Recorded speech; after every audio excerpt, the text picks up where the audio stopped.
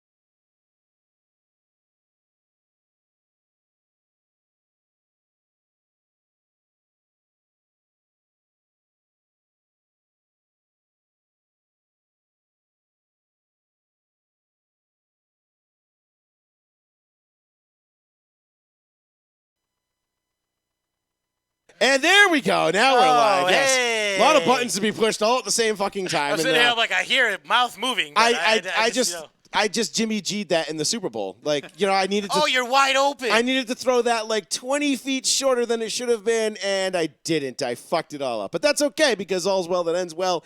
And here we are live on the one, the only, the New Bedford Guide. Thank you, everybody, for joining us. I am Joey Fetz. This is Row 1, Seat 1. With me, as always, Darkness in the building.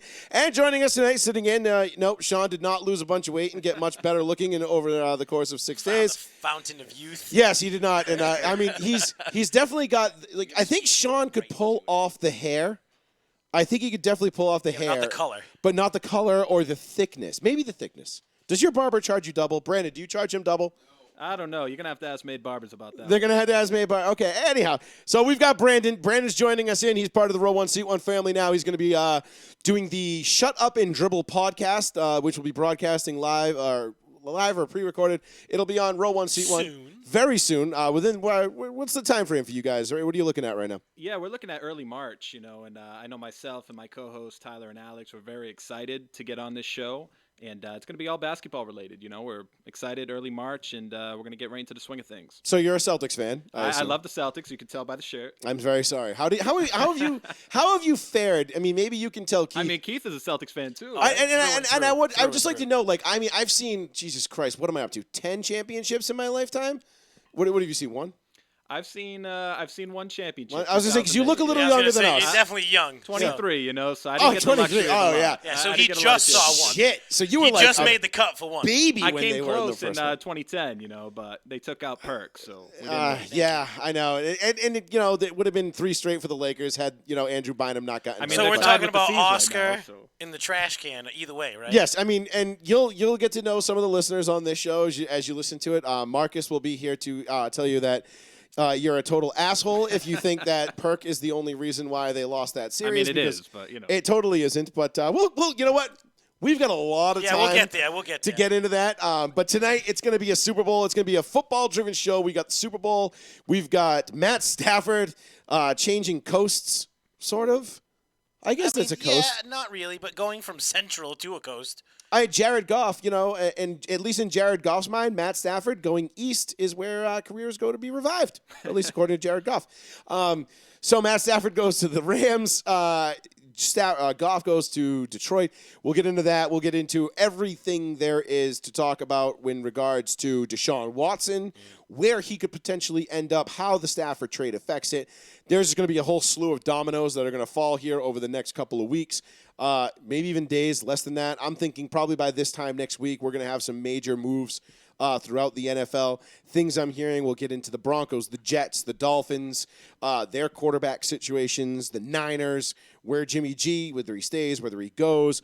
The NFC West in general, which is already now looking like it's going to be maybe the best division we've ever seen in terms of just top to bottom. Like all 4 teams could potentially be not only playoff teams but like Super Bowl really teams. Really good. Yeah. So we'll get into that. It's the NFC best now. You got the NFC least and the NFC best. It's just the way it goes. So 774-992-8702. That's the phone number if you want to get in touch with us. Feel free to call in, chime in on anything else that you want to talk about. Just because we're not talking about it doesn't mean we won't.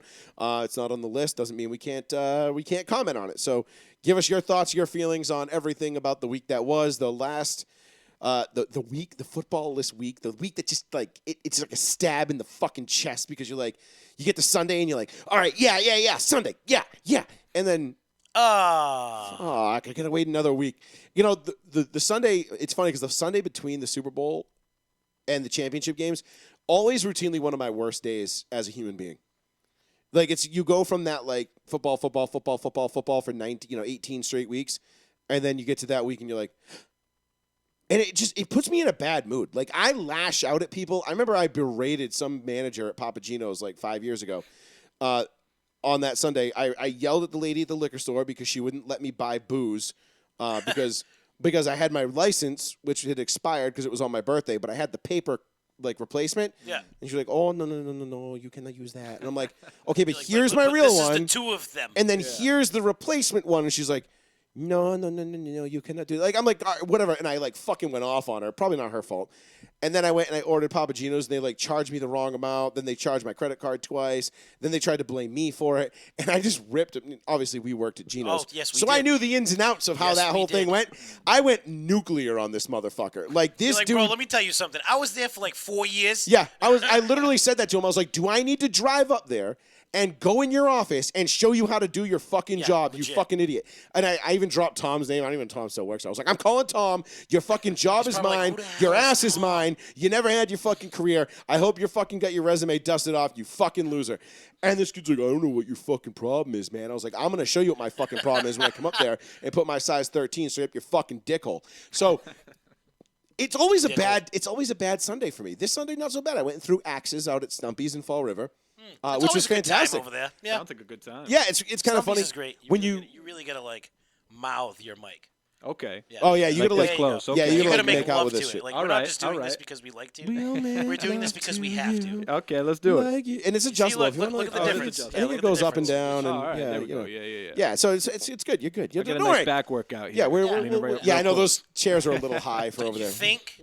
Well, we're working on it, bro. Yeah, You- we're It's a work in You've been progress. promising me Would you- fucking would you office chairs for like a year and a half now. $7,000 chair First of behind all, this is a Secret Lab Titan Double XL. Okay, this is the luxury of all luxury gaming chairs. This thing right here. you. I might just kick it old school and just. Oh, You could do there we that. go, there You we could go. do that. You This could even thing, do a mic Old drop school. at some point. this chair, I'm telling you right Yeah, the now, first if week you we are did this, in it the was like- market for a gaming chair, secretlab.com. And this is a shameless plug. They pay me nothing to do this. I just sit in one for hours on hours every single day. This chair fucking rules. I've fallen asleep up here in this chair. Yeah, we've Countless gotten the times. picture of Looks the comfy. dent in his forehead from the microphone. Yeah, I've definitely done that before, but mostly because, I mean, Well, it's look, padded, Look so- how far this thing reclines. I mean, like, look at this shit. Wow.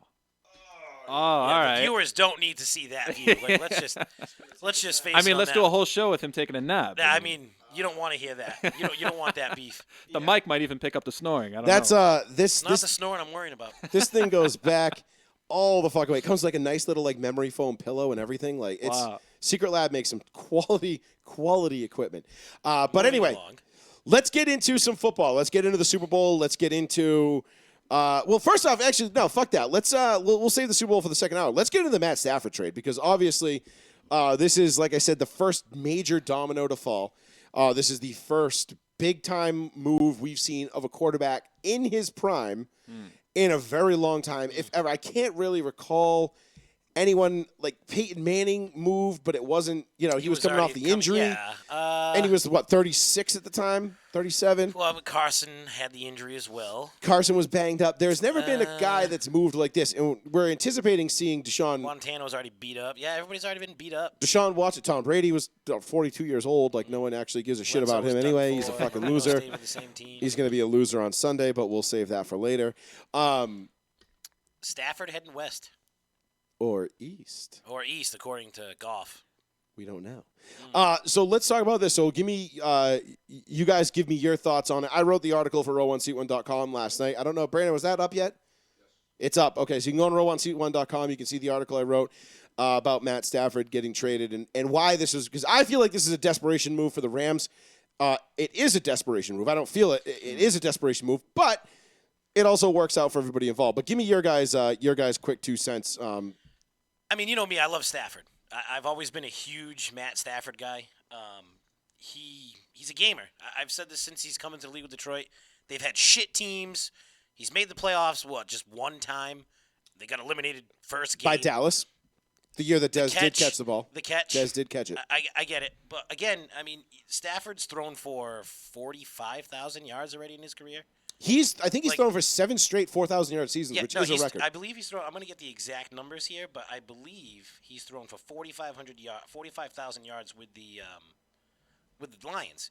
And you're talking about, he had Calvin Johnson for a few years, but then it's kind of been like plug-in guy A. Yes, 45,109. Yeah. So plug-in A, plug-in B, and that's been your wide receiving core. No tight end, no running game, no nothing. And the dude's still putting up numbers. Yeah, he threw for seven straight years. He threw for 4,000-plus yards, including a 5,000-yard season in 2011. Right. So they're getting a guy that can deliver the ball to the wide receivers that can actually get open now. Whereas Jared Goff before would see that guy wide open and be like, and just completely airmail him, throw it into the ground, or get sacked for not pulling the trigger.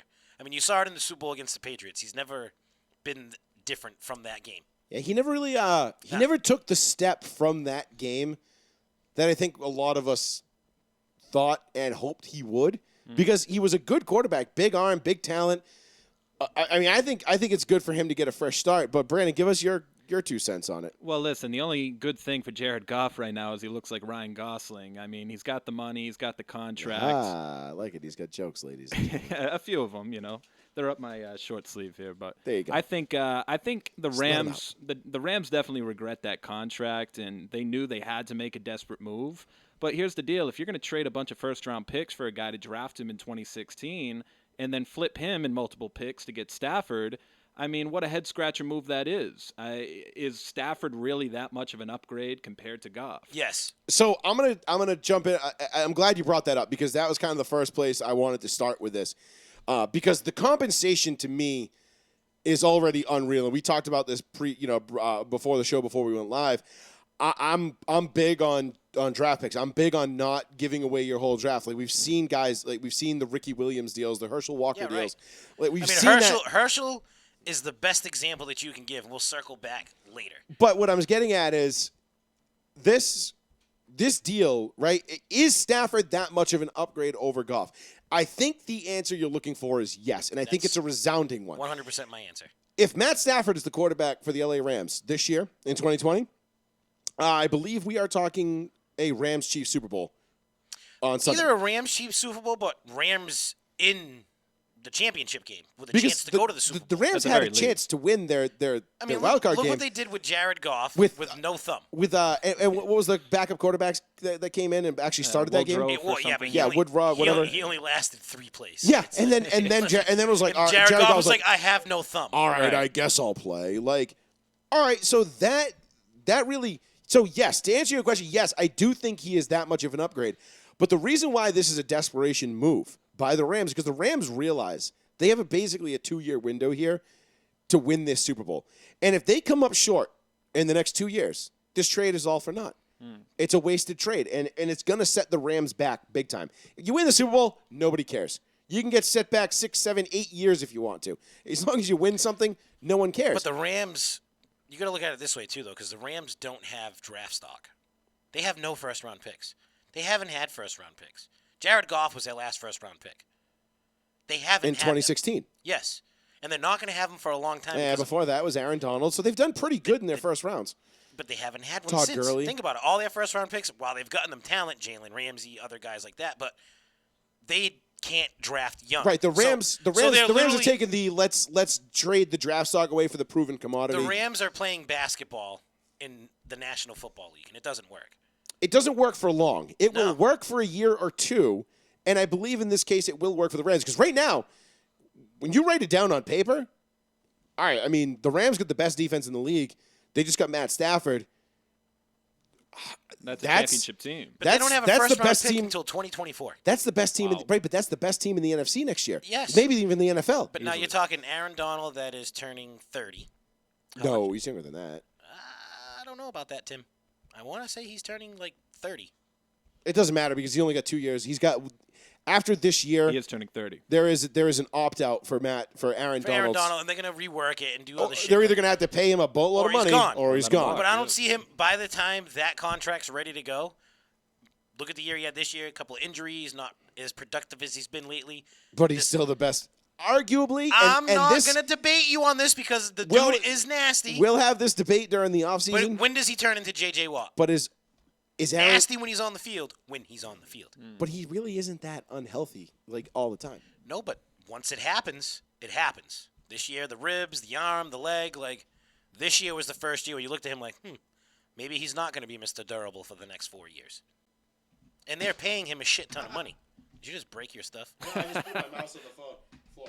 Oh, You pissed him off, Keith. I was like, Good, that's what I'm I was like, here why the for. fuck is my I get my my 2 keyboard cents working? all Oh, the time, 'cause I every shut it time off. I leave here, so I got to get it my mouth's worth. You know what I'm saying? No, but to your point, Keith, yeah, like Aaron Donald.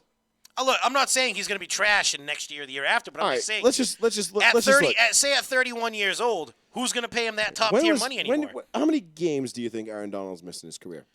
6. I'm going to go 8.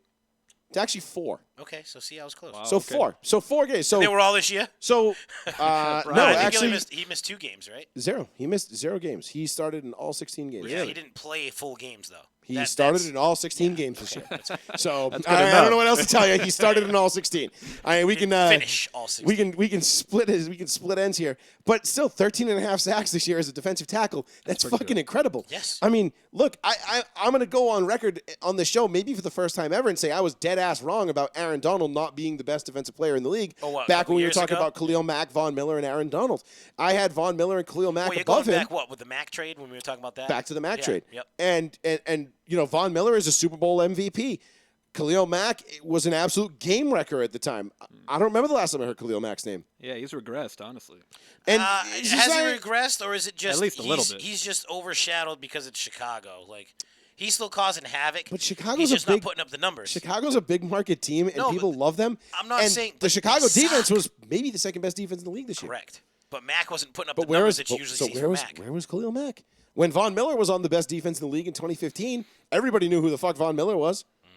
I'm just throwing it out there. So I'm going to say I was dead ass wrong about Aaron Donald not being the best defensive player in the league because not only are we entering into, or we've already surpassed the part where he's the best defensive player in the league, now we're starting to enter into territory where is he the best defensive player of all time? If he could do this for another couple of years, yeah, I'm going to Because say he can be. He's a like you said, he's I'm gonna say 30, he can be. He's 30 years old. turning 30. He's got 85 and a half sacks as a defensive tackle. Yeah, that's well. He In does play 2, some 4, outside, but for the 7 most part, seasons. he's in the middle. 7 seasons, 85 and a half sacks. That is insane. That's when you think that's about it. Bruce Smith shit right there. Right, Reggie so- White shit right there.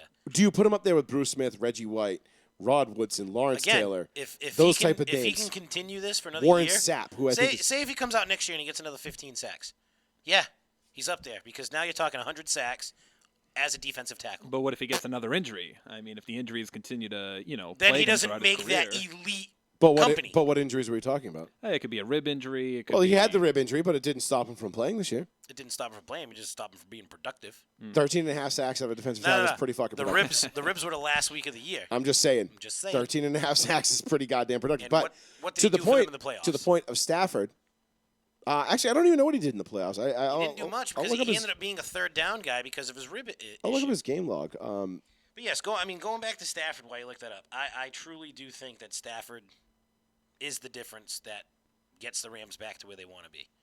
And he could do it this year and next year before anything becomes an issue with cap, with everything else. He had 2.5 sacks this year in the postseason in 2 games. So he had a half a sack against Green Bay and 2 against Seattle.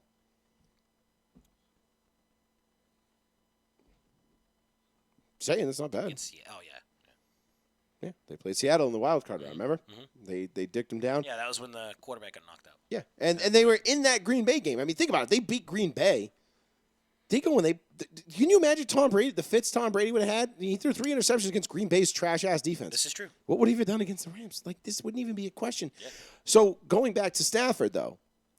Stafford, and this, again, goes back to Brandon's original point of, is Stafford that much of an upgrade over Goff? The answer is yes. It's a resounding yes. Now, do I think that the compensation was proper for Matt Stafford? I personally hate the compensation. And I get it because the Rams are all in, right? And that's why when I said on Facebook yesterday or the day before, whatever it was, that this is a total desperation move by the Rams, I was 100% on target with that statement.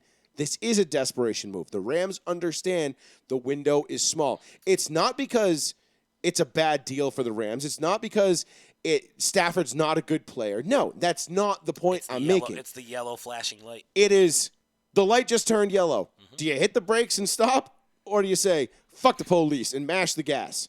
The Rams said, fuck the police. And now they're going straight through the fucking red. And that's fine because they needed to. Yeah. Because like we just said, Aaron Donald is probably going to he's going to want a new contract after next year. Jalen Ramsey's going to Well, he just cashed in.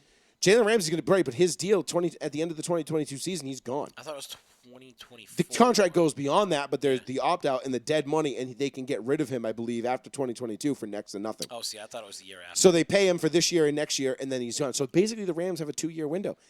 This is a desperation move. You don't give up 2 first-round picks, a former number 1 overall pick, and a third-round pick. Well, and there's one more aspect to it that none of us have hit yet.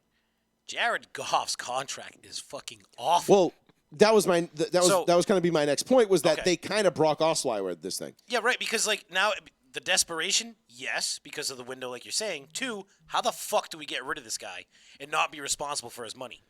Oh, Facts. We'll give you 2 fucking first-round picks.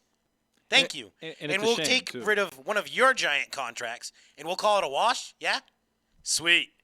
You know, I think the Lions have nothing to lose here because, again, you love Stafford, you love everything he did in Detroit, but to get a guy like Jared Goff, who's still young, can still prove that he's not just an average quarterback and can work with a guy like Dan Campbell, who seems to love the players. I mean, we've seen the interviews. They're going to gnaw at the knees, and they're going to tear people apart. Take a bite out of him when he goes up there. We're going to bite your knee. And I think that's the environment Goff needs to be involved with. You know, the Lions, they're not going to make the playoffs next year. They got some time to it's kind of a pressureless environment for Goff right now, where he can kind of reinvent himself. But here's one other thing that does benefit Goff there.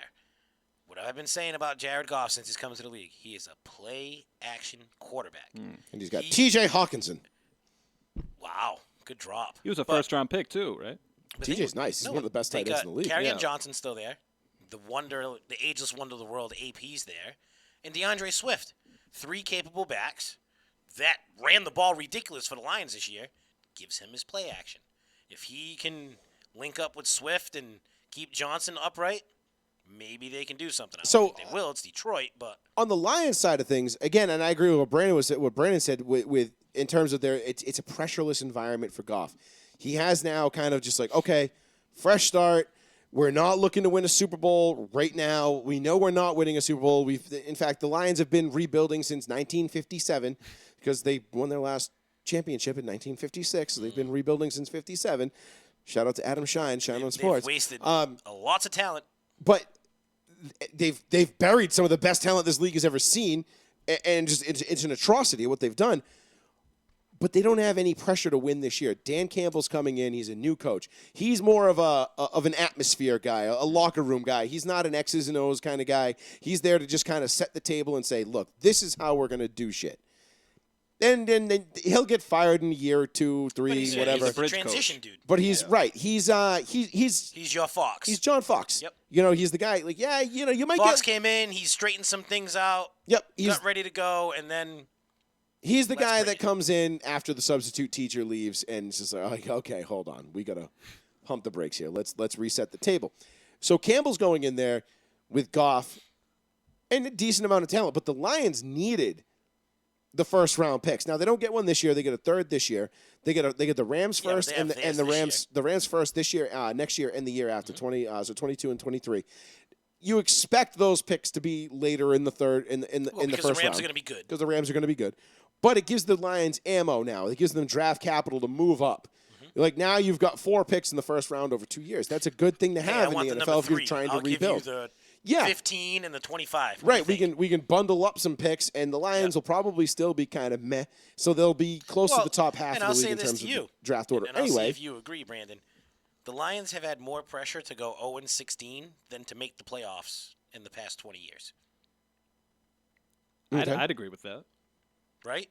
sure. So you want to, like you said, pressureless environment. They've had more pressure to not win a game so they can get the number 1 pick than they have to actually make the playoffs. I don't think anybody was really competing with them that year, but yeah. I that get year, your point. no, but still. But your point is not lost. But the thing with the Lions, though, and this is why, and this circles back to Matt Stafford a little bit too, because when Matt Stafford was with Detroit, he told the Lions front office, "You can trade me anywhere, except for the Patriots." Why do you think that is?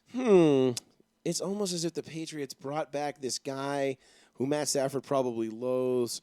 What is he? He worked for NASA, right? Isn't that Yeah, smart guy in the room. super smart guy? Always has the answer. Oh, right. It was Matt fucking Patricia, that asshole. Right. And I'm not even saying he's an asshole, but Probably is. Stafford and apparently a lot of the guys in the Lions locker room did not like Mr. Darius Patricia. Slay was one of them.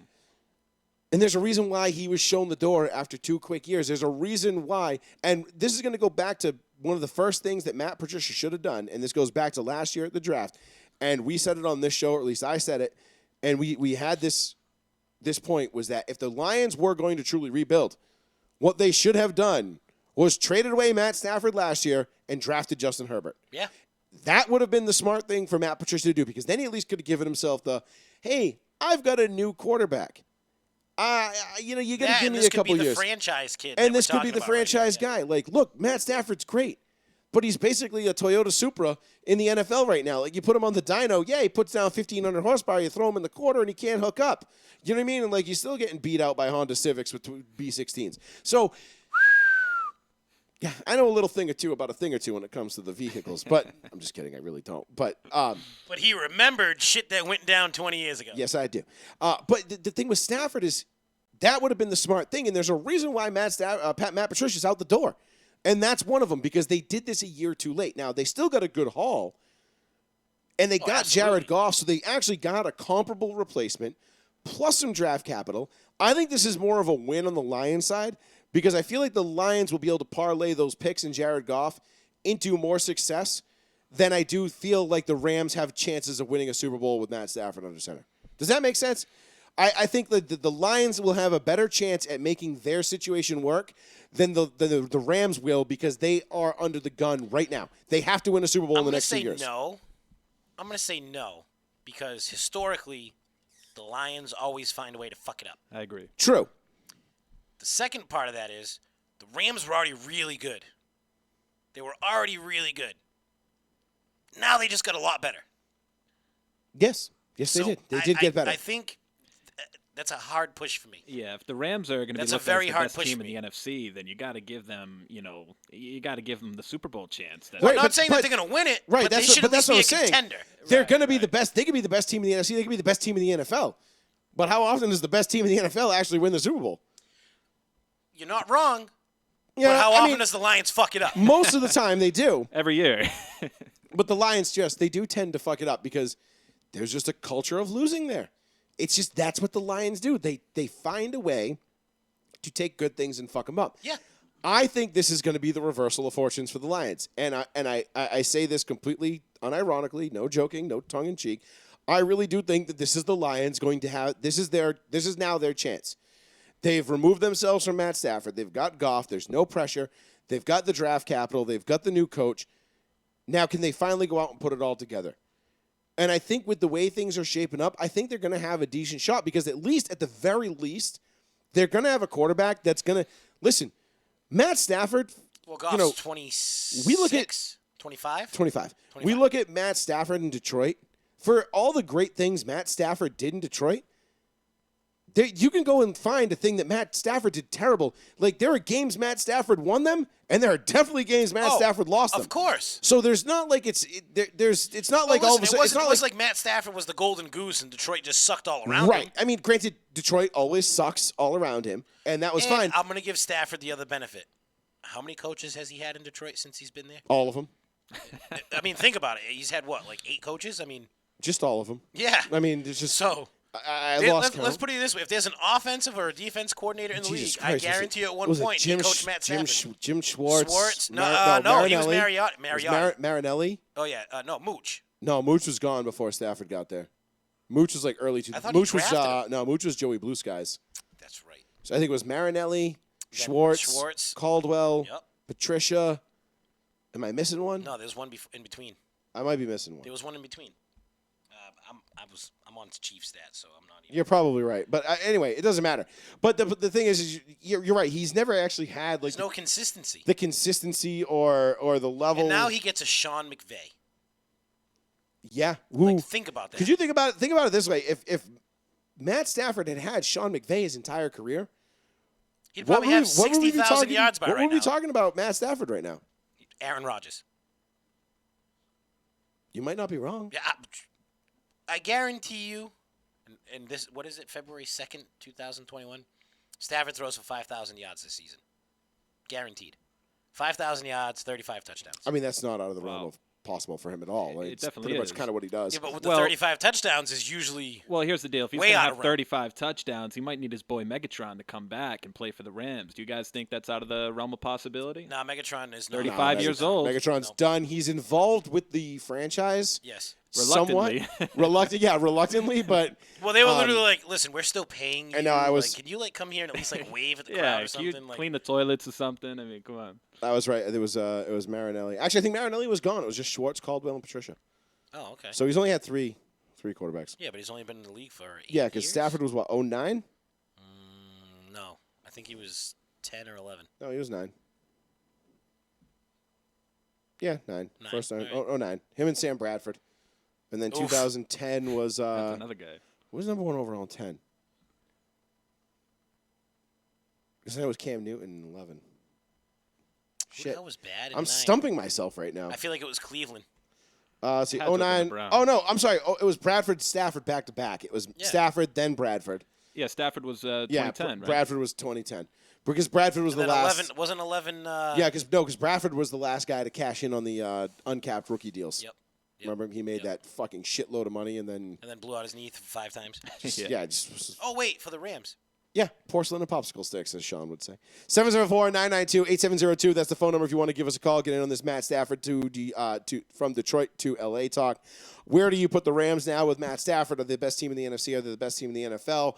Does it move the needle for you? Was the compensation too much? I can't say the compensation was too much simply because if you're the Rams, you're going for broke. You're desperate. You need to win a Super Bowl. You have this talent. It's not going to be here for it's only going to be here for the next 2 years at most. You've got to go for it, right? Like you can't just sit on your hands and say, well, let's see. No. So I applaud the Rams for doing that. Again, it's a desperation move. As I said, people tried to disagree with me saying like, oh, if you'd gone to Denver, this would be the greatest move of all time. Like, no, it really wouldn't, because if Denver had given up the draft capital that the Rams did, I'd think, what the fuck are you doing? We're not one quarterback away from winning a Super Bowl. Like, why would you give all that up? Like, that would be stupid. So it's a totally different thing. And then we'll talk. We'll get into in the next half hour how this is going to affect the Deshaun Watson trade and what that means for the Texans and the rest of the league in terms of what they're going to be giving up. So we'll get into all that. But any last thoughts, guys? We got that great game coming up on Sunday. Oh, yeah, there's some game coming up on Sunday. I guess some fucking old washed-up has-been is, dragged some other team. Greatest of all time. He's getting dragged to another Super Bowl on the coattails of a defense. This is definitely the year he got dragged there. And, listen, I can't really talk much shit. Like, the Broncos dragged Peyton Manning there in 2015, but I'll tell you right now, if Peyton Manning doesn't play in that 2015 postseason, the Broncos don't win that Super Bowl. No, we've been through this time and time again. 1,000%. Nobody checks to a run better than Peyton Manning. No one. Absolutely no one. And fat C.J. Anderson truck stick Luke Kuechly on that final touchdown to secure the Super Bowl because of Which a was Peyton nice. Manning. Is he still around, Audible. C.J. Anderson? Fat C.J. No, I mean I still No. follow him on Twitter. He's a fucking man though. He's like, the last he was a Ram. yeah, he was in the Super Bowl against the Patriots. Oh, wow. That Okay. was his last I think year. it was his last game actually. Yep. Do you know who caught Peyton Manning's last pass? Do you know that? Do you know? Don't tell me it was C.J. No, it wasn't. C.J.'s teammate though. Wow, really? No I'd way. He was a assume Bronco. so. Yeah, I'm not. Yeah, No way. I mean, Let me it's, guess. It was Tim Tebow. No, it would have been great if it was Tim Tebow. No, it was Benny Fowler, actually. Benny Fowler. Little fun trivia nugget there. But 774-992-8702. Give us a call. Yes, Cole, I am ready for some TPS 2021 softball. I am desperately Hell yes. missing softball after this year. I have no idea why. It's not like I play or I do anything. But I just miss drinking beers on the beach. It is what it is. Beach is gone, by the way. Joey Fast Radio, row 1, seat 1. Hey, Joey, I got to say I've agreed with all your points so far. Well, that's good because they're right. So you guys do think the Rams will be that good next year? Yes. The Rams were that good this year. Okay. And I think they drastically improved their quarterback play.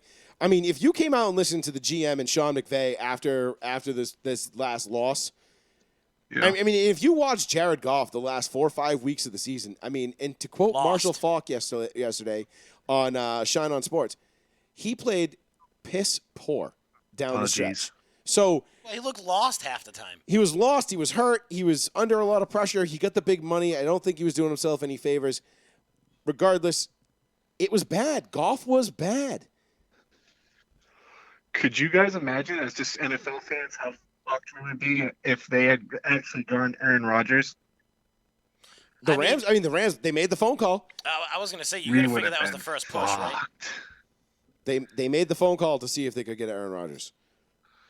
But I don't think the Packers were willing to part for, No. I don't think the Packers wanted any part of Jared Goff because they already got Jordan Love, who they apparently they think the world of because they took him in the first fucking round. Yeah, they love him. When you had a Hall of Fame MVP caliber quarterback already on your roster. So they really must think the world of Jordan Love, even though he couldn't make the fucking active roster this year. But yeah, no, it would have been. Listen, I think the Rams with Stafford, the Rams with Rodgers. Honestly, I don't really see much of a difference. Yeah, I mean, Wow, it's really, McVay's Joey? offense. Wow. McVay's offense is what opens it up. Simply and only for this, and I don't see a difference. In the reason I say that, Pat, is because I think the Rams are capable of winning a Super Bowl with Matt Stafford, and I think they're also capable of winning one with Aaron Rodgers. But do you give up even more to get Rodgers just because he's Aaron Rodgers, or do you get? So. Yeah. Because at least Stafford's way younger. At least with Stafford, like, okay, you could re-sign him to another deal, keep him in L.A. for another 5 years after this contract. Something you got him for 7-8 years. Yep. Rodgers is done after the next 2-3 years, whatever. He's not going to play into his 40s. He's not going to be like a Brady and play till he's 48. He doesn't look like he wants to. Never mind if he could. Yeah. He doesn't look like he wants to because he doesn't trust the franchise, he doesn't trust his head coach, and he doesn't like where he's playing. Rodgers is not a winner. I don't even think Rodgers is a winner. That's my beef with him. But I want to go down a different path. I want to stay on this path.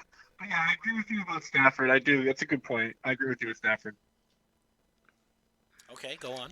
Oh, okay. Is it a bad look for the Patriots, you think, Joey? I mean, what's out there now for them? And is it bad that some players, top NFL players, are saying, I don't think playing for Belichick's that fun? It wasn't Belichick, I don't think.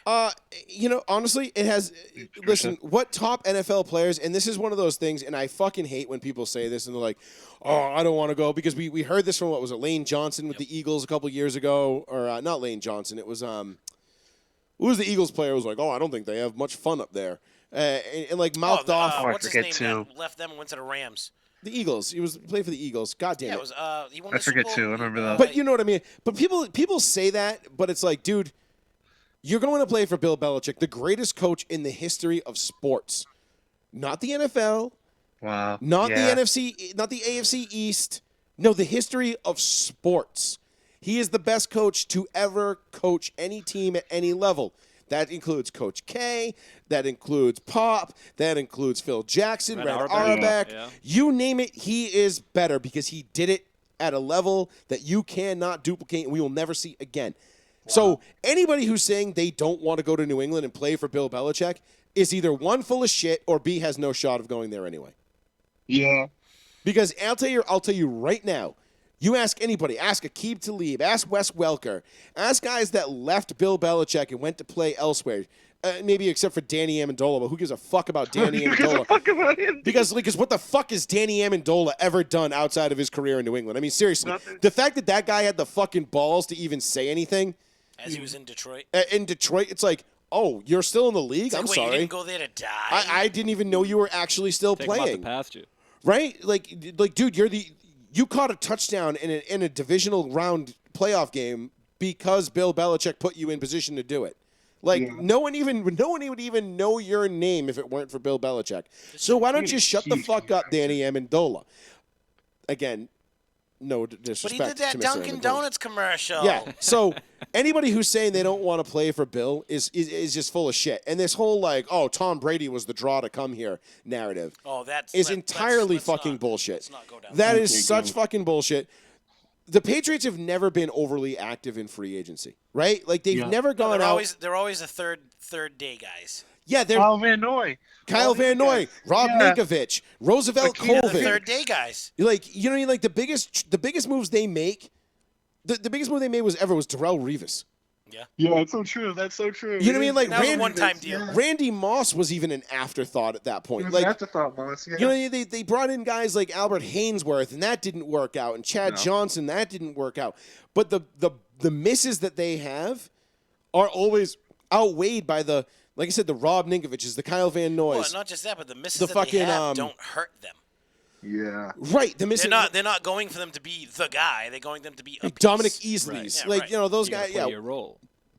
Belichick knows how to put guys in position to succeed better than any coach in the history of any sport. Yep. So anyone who's saying that, I immediately dismiss as either, listen, I'm the biggest Patriots hater Yeah. ever. Period. End of fucking story. No one. I would literally go to fucking the Middle East and put on an ISIS T-shirt before I fucking put on a Patriots jersey. And I only say that half kidding. The only thing that Joey owns, Patriots, is Tom Brady blowing out his knee on a T-shirt. Yes, exactly. Oh, Jesus. So, I will immediately dismiss you as just having zero. Like you have zero credibility with me if you sit here and try and tell me that Belichick you don't want to play for Belichick because you can't have fun there. And I'm not putting it past kids in this generation, these players in this generation, because I do think their heads are shoved so far up their asses that they actually might say something that dumb. But that's okay. You be irrelevant. You be a loser. You go play for Detroit, make your money, and never win shit. That's fine. You do that. And Bill Belichick will sit here and quietly rebuild this team, and in 2 years we'll be talking about the Patriots playing on Super Sunday again. Joey, if you were a Patriots GM, a Patriots assistant GM, what would you do at this point? Would you go for Jimmy G? Would you wait for a Mac Jones in the draft? What do you guys think they'll do? So if I'm the Patriots, I mean, I'm sitting here. It's not looking like you're going to be able to get Deshaun Watson because he's already said he's preferred Miami or the New Jets York, to anybody. Which, okay, that might mean something, but a lot of the times that's just posturing. He'll go wherever he's traded. Let's be honest. Well, he Yeah. doesn't really have a choice. He does actually. Yeah. He has a no trade Oh, clause. does he? Yeah, he has a Oh, no yeah. trade clause, so he can actually Yeah. veto a trade. But he's said he's preferred those two spots. That being said, if I'm Deshaun Watson and they say, "Hey, we're going to trade you to New England, and you're going to go play for Josh McDaniels and Bill Belichick," Thanks. and he says no, You stupid. Bill Belichick will make it his own personal responsibility to make sure that motherfucker never wins shit for the rest of his life. Yeah, I pretty can't much. fucking say- That That- like Jamie Collins when he shipped him to the freaking Browns when the Browns were a joke. Absolutely. Yeah, So yeah. I could definitely see the Patriots being in play for Jimmy G, because I don't Yes, think Jimmy G. hopefully. I mean, if Sean was here, he'd be singing his "Lady in Red" montage. Lady in red, But right? legit, he just sees him over there and he's like, I could see him being in play for Jimmy G. Another name to keep an eye on, too, that I could absolutely see the Patriots being in play for is give it a couple of weeks and see how things shake out. But Matt Ryan, if Matt Ryan becomes available, I could absolutely see that being a guy that Josh McDaniels and Bill Belichick would salivate This is where over. I'm going to cut you off, because if Matt Ryan becomes available, Shanahan goes and gets him immediately.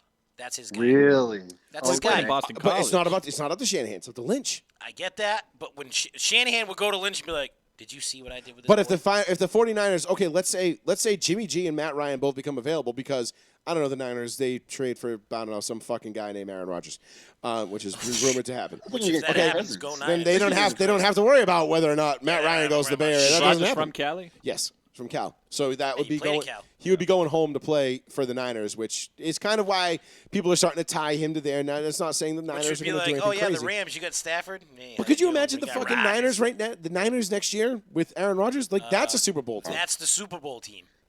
Now That it's is now you got the Super Rams Bowl and the team. Niners, and you're going fuck. Who wins the NFC Championship at that Seriously. point? No, that's already listen. That stupid becomes if the they get Niners. Rodgers. We're gonna have to play a best of 7 Listen, here. that's the Niners conference to lose if they get Aaron Rodgers. Period. Period. I That's disagree. I still think it'd be the crazy. Rams, but we'll see how other things That's shake for out. the preseason later. But no, Pat. I mean, look, if you're the Patriots right now, you're in a holding pattern because you're He waiting is for the next open. domino to fall. Yeah, absolutely. You've got to see where Deshaun Watson ends up. Yep. Because the biggest thing with where Deshaun Watson ends up is going to dictate whether Sam Darnold becomes available, whether Tua is available. Well, you're going to think Donald's part of the package. Whether Jimmy G becomes available. There's going to be there's going to be guys that are going to be available. Right now, I mean, as far as like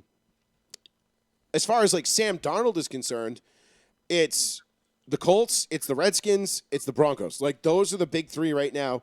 And the Colts and the Redskins are the only two that have actually been substantiated, confirmed rumors that they've been interested in.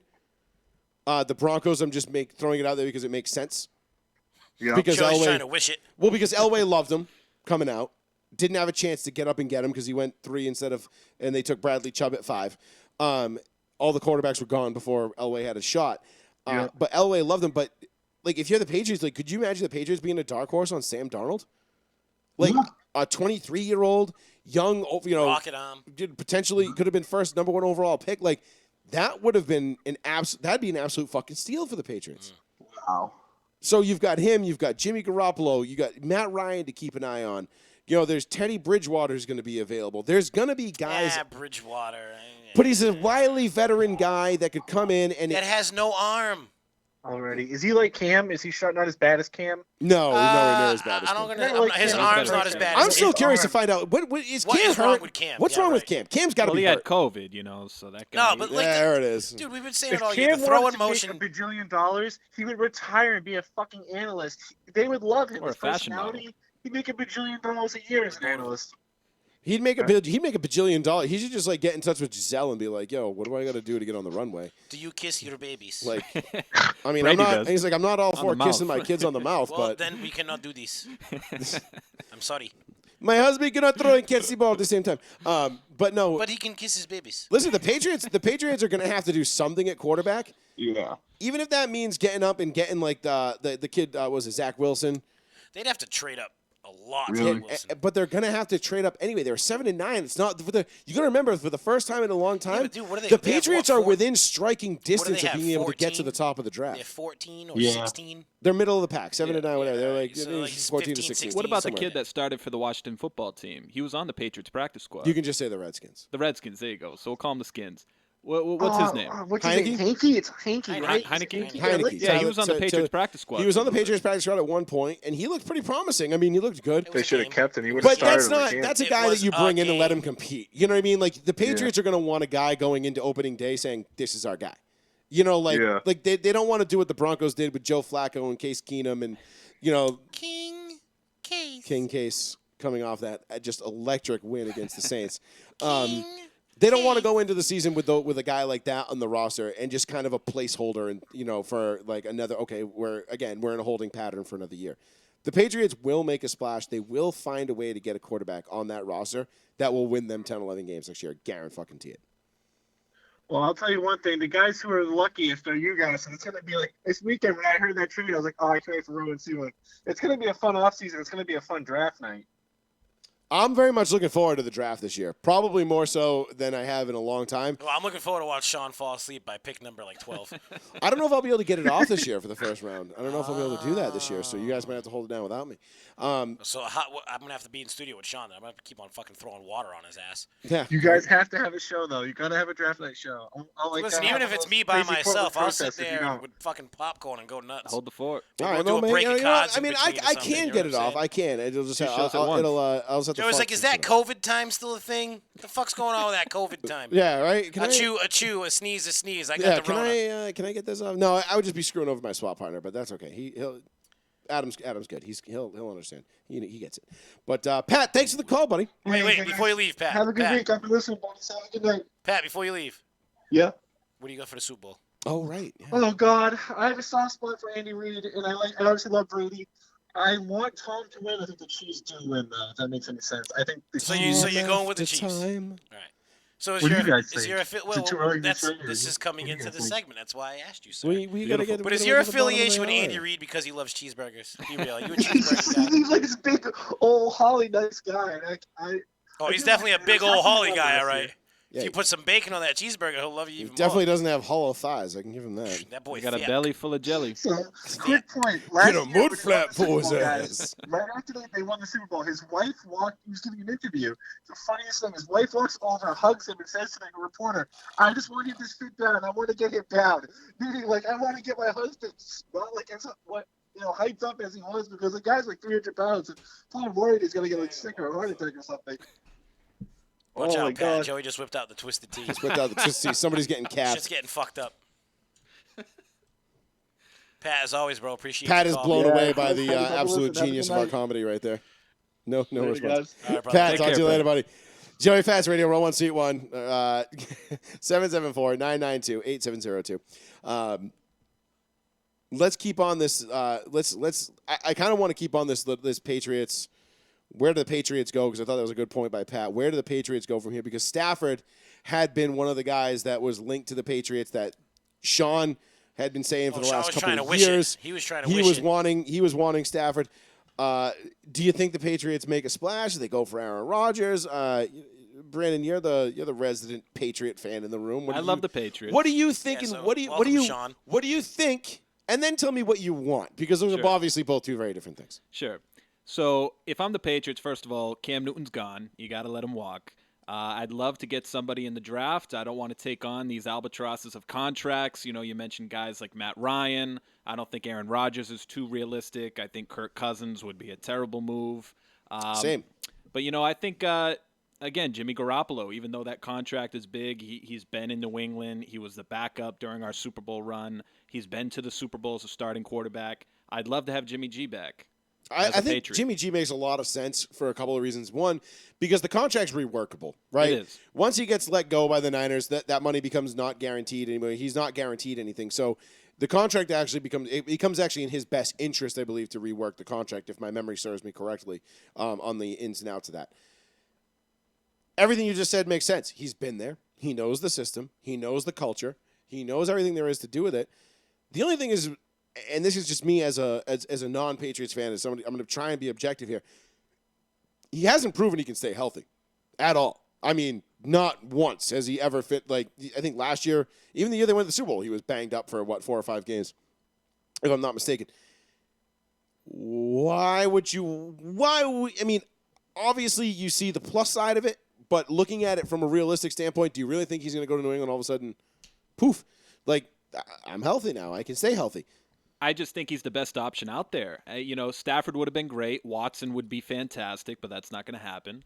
I think out of all the quarterbacks available, Jimmy G is best, and you got to hope he stays healthy. I mean, injuries can happen. You can't predict anything. Nobody's Nostradamus, But there is a history of him not being healthy. There is. It's not like this is like it's not like for example, I was gonna say like Aaron Rodgers, for example. Remember he collarbone. He broke the collarbone one year. He had the concussion another year. My knee. And that was pretty much it. Like, that was it. It's pretty much the only time. But early on in his career, when guys get hurt early on, they tend to develop a label of being injury prone.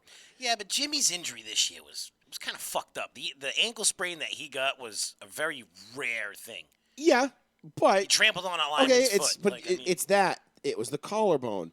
It was this. It was this. It was that. There's always seems to be, like, Jimmy's one of those guys where, like, you look at him and you're like, fuck, if you could only stay healthy. Like, if you could stay healthy, He's a you would be what-if one of the quarterback. best. So he's a Ferrari on ball tires. More or less. That's kind of how it feels, right? You look at it, you're like, ooh, this is Sam great. Bradford? You get in, and you're like, motherfucker, used tires? What the fuck? I mean, Sam Bradford was dirty when he was healthy. What, for He 3 was, games? yeah. But that's all you got out of him. You got 3-4 games a year out of No, him. you That got was 3 it. full Well, even in games, Minnesota, period. didn't he play a full season in Minnesota with the Vikings? No, that's how Teddy Bridgewater made his name. No. I think he did play the full 16 in Yeah, I thought he Minnesota, did. Yeah, he had a comeback 1 year? comeback player of the year. Yeah. Yeah, what was that, 13? Every other year 16. he was injured. That was 16. Yeah, he played and started 15 games. He went 7-8 as a starter, 3,800 yards, 20 touchdowns, 5 interceptions. Not bad. 5 picks. I mean, that's fantastic. 20-5 is not terrible. I mean, he took care of the football. That was really all you can ask. Yeah. I mean, at that point. So, I get it, but I just there's this fascination from Patriot fans with Jimmy G. Well, Like, I was where just it's going to like- say, Italian I was ice, going to say, man. I You was can't like, have dude, enough it's of 'em. They're like, Lady in "Ah." Red bullshit again. it's the one that got away. It's like, dude, it's It's like, like the okay. fucking devil in the blue dress. Like, you know yeah, what I'm okay, saying? he left you high and dry at prom night. Like, just let it go. Well, here's I mean, the he thing, didn't too. do it, though. Bill didn't want to let him go. I think that's what it comes down to. Bill didn't want to let him go. It's true. So now he's like, all right, you forced my hand. I'm bringing him back, sucker. And here's the best part about it. He got to learn under the greatest quarterback of all time. I'll say it one more time. The greatest quarterback of all time in like Tom fourth Brady. or fifth I best think you quarterback might of have all just time. lost your ticket onto this whole. But no, it's okay. It's okay. Listen, I mean, he But is you'll the get- GOAT, you'll get the hang especially of when it. he beats Mahomes, You'll get the hang of it. we're Gonna get into that. Yeah, he beat Mahomes like he did, like he could never beat Peyton in the playoffs. But whatever. Neither, we won't let facts ruin a good story. Neither here. here nor there. Well, that three Only and, two that, rings that, for Peyton. That 1-3 record against Peyton in AFC Championship games. We'll just ignore that. No big deal. And what was his record against the other Manning in Super Bowls too? Anyway, Oh, 0-2. Well, we don't talk about that over here. right, yeah, right, exactly. We don't let the facts ruin good stories around here. It's row one, seat one. That's how we do things. But no, More importantly, the 0-1 in the Super Bowl without Bill Belichick. so would be you've great. got the Stafford deal. The Stafford deal is the first major domino. The last thing I wanted to touch on with this, because I see a lot of people getting this very confused with the kind of what they're reading into the Stafford deal, is when they say, well, holy shit, Stafford was Goff 2 firsts and the third. What are they going to get for Deshaun Watson? No. These two deals are going to have absolutely nothing to do with each other. Right. Do not read into the Stafford deal and then try to assume that because Stafford went for this, that Watson's going to go for that. Because again, they're there's thinking NBA. Like, oh my God, like two totally different scenarios. you're talking a bunch of money that moved in that deal too. The Brock Osweiler effect is the biggest thing to take out of this Stafford deal, Yep. because what the Rams did, the Lions did, was essentially purchase 2 first-round picks from the Rams. Yeah. That's all they did. They were just like, okay, They're like, we'll all buy right, these. we have this guy that wants out that we pay a lot of money. Not even that he wants out. Jared Goff didn't want out of anywhere. No. The Rams I'm wanted talking him about out. the Lions. Right, but the Lions Stafford was kind of like, purchased all those right, 2 I'm picks kind of sick of this shit. because And they're like, 5 all right, years too we late. pay you a lot of money, so how can we get rid of him and get a shitload in return? Oh, we'll did take just on that. your money, but I want all your draft. but it's a very unique situation because it just happened to work out on both sides in terms of the cap space. So when you're looking at the Watson deal and whatever that ends up being, whatever he ends up getting moved for, whether it's Tua, the Dolphins first, like the one they got in the Tunsil trade, Yep. any of that kind of stuff, like whatever, like they basically give Houston back their first round pick, like, hey, here's that first round pick you gave us back, we'll throw in How Tua and give us ironic. Watson. That is not going to have any. This has no bearing on the Watson trade whatsoever. No one's looking at this and saying, okay, because Stafford went for X, now Watson's going to have to go for Y. Like it's just because that's what the math says. No. Yeah, but that doesn't work like that. It's a necessity trade. The Rams and the Lions made this trade out of necessity, just like the Vikings when they traded for Sam Bradford. If you look back at the history of quarterbacks being traded for like the last 15 or 20 years. Sam Bradford, I think, is the only one. Sam Bradford and Carson Palmer, the only two that went for a first-round pick, that fetched a when first-round Carson pick went to the Raiders. to the Raiders. Yep. They're the only two that fetched first-round picks in return. Everybody else, like Nick Foles, is like a fourth. I forget who out there was like second-round picks, second-tier guys, but they didn't get the first-round picks. You don't give up big picks for quarterbacks that No, are you being don't. traded. So. The only other one was Sam Bradford, but that was because Teddy Bridgewater's knee just eviscerated itself 6 days before the season started. Yep. And the Vikings felt like, fuck, like we've got a Super Bowl caliber roster. We have Super Bowl aspirations this year, and we just lost our quarterback 6 days before the season. Okay, we'll give up the first for Sam Bradford because he's what's available. Not because he's worth the first, but because he's what's available. So these two deals are going to have absolutely nothing to do with each other. No. And I football still think deals never do. I still think that the Deshaun Watson trade, whoever ends up trading for him, unless it's Miami and they give up the Tunsil pick, Tua, and maybe a couple other, there's going to be some more picks involved. I really feel like anybody else is overspending at this point. I hope he goes to the Jets because I really want Sam Darnold to become available because I really want the Broncos to get in on Sam but you gotta Darnold. figure they might be Sam Darnold might be part of the deal if he goes to the Jets. Kind of like how Tua would be part of the deal from the Dolphins. No, like, hey- because the Jets would be high up enough where they could get Justin Fields. They could get. No, I don't know if Darnold. No, would be but part I'm of the saying deal. that if Watson. But if goes you're to the Texans, Jets, why you would gotta you? figure Well, the that? Texans would want The Texans Darnold would. in The return. Texans would what I'm want their own saying. guy. Yeah. They would get a Fields. They would get whoever's not named Trevor Lawrence, basically. Well, I want to ask you guys this too. If you're the Dolphins, how many first-round picks do you give up if you're trading Tua? Tua and one. Just one pick? I would. Tua in a first, and then a second round for like the next year or something. Is that enough for the Texans? No. It's not, but No, it's not. But you have a guy that doesn't want to be there, that wants to go to where I want to go. What are you going to The do? only a thing, 22-year-old the only with it. reason why I could see the Dolphins getting away with something like that is because Watson can say, "No, I'm not gonna, going to X team or Y right, team. I'm He has going the to no veto trade the clause. trade because he has the Yeah. no trade clause." So he could play hardball like that and really fuck over the Texans. Which But I what think if he you're the kinda wants Dolphins? to You go do. Probably Tua. does. So what if you're the Dolphins? You go Tua, a first, and 2 seconds. I'd be okay with that. If it's just Tua, and a first and the 2 seconds, if it's because it's the Tunsil pick that you got That you got from them. you got from them anyway. Correct. Okay, like at least I would be okay with that. Something because, that we never had. right, because then the Dolphins actually have their first franchise quarterback since Dan Marino. Yep. That's a pretty big step in the right direction if you're the Dolphins, And they got a- especially with they got a D-Flow and the way decent that team. team Yeah, is going. exactly. Right. Well, can Tua develop into a franchise quarterback? think he can. He is a lefty. I really like do Dan think Marino. Joey I really loves the Pineapple Prince. that's my dog. That's his boy. I I love really- Tua. I think he's great. I really do think he can develop into a franchise quarterback. I don't know that Miami is willing to wait around for him to do that, and I don't know that he'll do that in Houston either, because I don't know that Houston has the culture, the Houston they doesn't have the definitely don't. roster. the roster. The roster. I feel like Tua's going to go to Houston. He's going to get buried and he's going to get destroyed if he goes to Houston. So does he have the potential to be one? Yes. Will he be one given this current situation? If the Dolphins trade Now, for let's Watson, say this. no. Now, we Yeah, keep like on a Josh talking. Rosen situation. There's one last point on Precisely. this whole thing. Have we heard the Dolphins come out and say they want Watson? I have not. That hasn't been No, a thing. but the fact that they've said nothing tells you everything. But what I have point. heard Because is, if they were committed to Tua, But I've heard the rumors of them wanting to get Tua, his wide receiver from Alabama, to pair him back up. I've heard that rumor. oh come yeah, around. sure, that's great. Because the Dolphins had so much confidence in Tua, that they decided to bench him for Ryan Fitzpatrick midway through a game late in the season. Ridiculous. You know what I mean? Like that tells you all you need to know about where the Dolphins stand with Tua. Yeah, okay, great. Like you got to be good. And Tua even said it himself. His rookie year was subpar, even in his standards. How many games in a row did they win with him as the starter? with they on Tua? like a Well, five-game they won winning 3 streak? in a row, then they lost one. They won then 3 in won a row, couple. and then they benched him, and then Fitzmagic pulled him back, and then they won like 2 more, and then they lost one with him, and it was like kind of Well, like the this. thing that sucked about Yeah, the roller benchings coaster. too was it was like mid-game. Like they were like, all right. Well, he it's wasn't halftime, getting get it out of here. done. No, he wasn't against the Raiders. That Yeah, night. he wasn't getting it done. So I believe in Tua, but Tua's one of those guys I really do believe he's got to go to the right spot, and if he's not in the right situation. Which Miami could be the right situation. Miami is absolutely the right situation if they're willing to be patient and Right. let him develop and help him develop. I honestly, going into this year, you and I both said like they shouldn't play him this year, or if they do play him, it's at the end of the year when they're just trying to like figure out if he can throw. Bringing him in when they did, yeah, he was cleared. Yeah, it was a year I away. was definitely on board with the put Tua in some bubble wrap and stick him on the bench.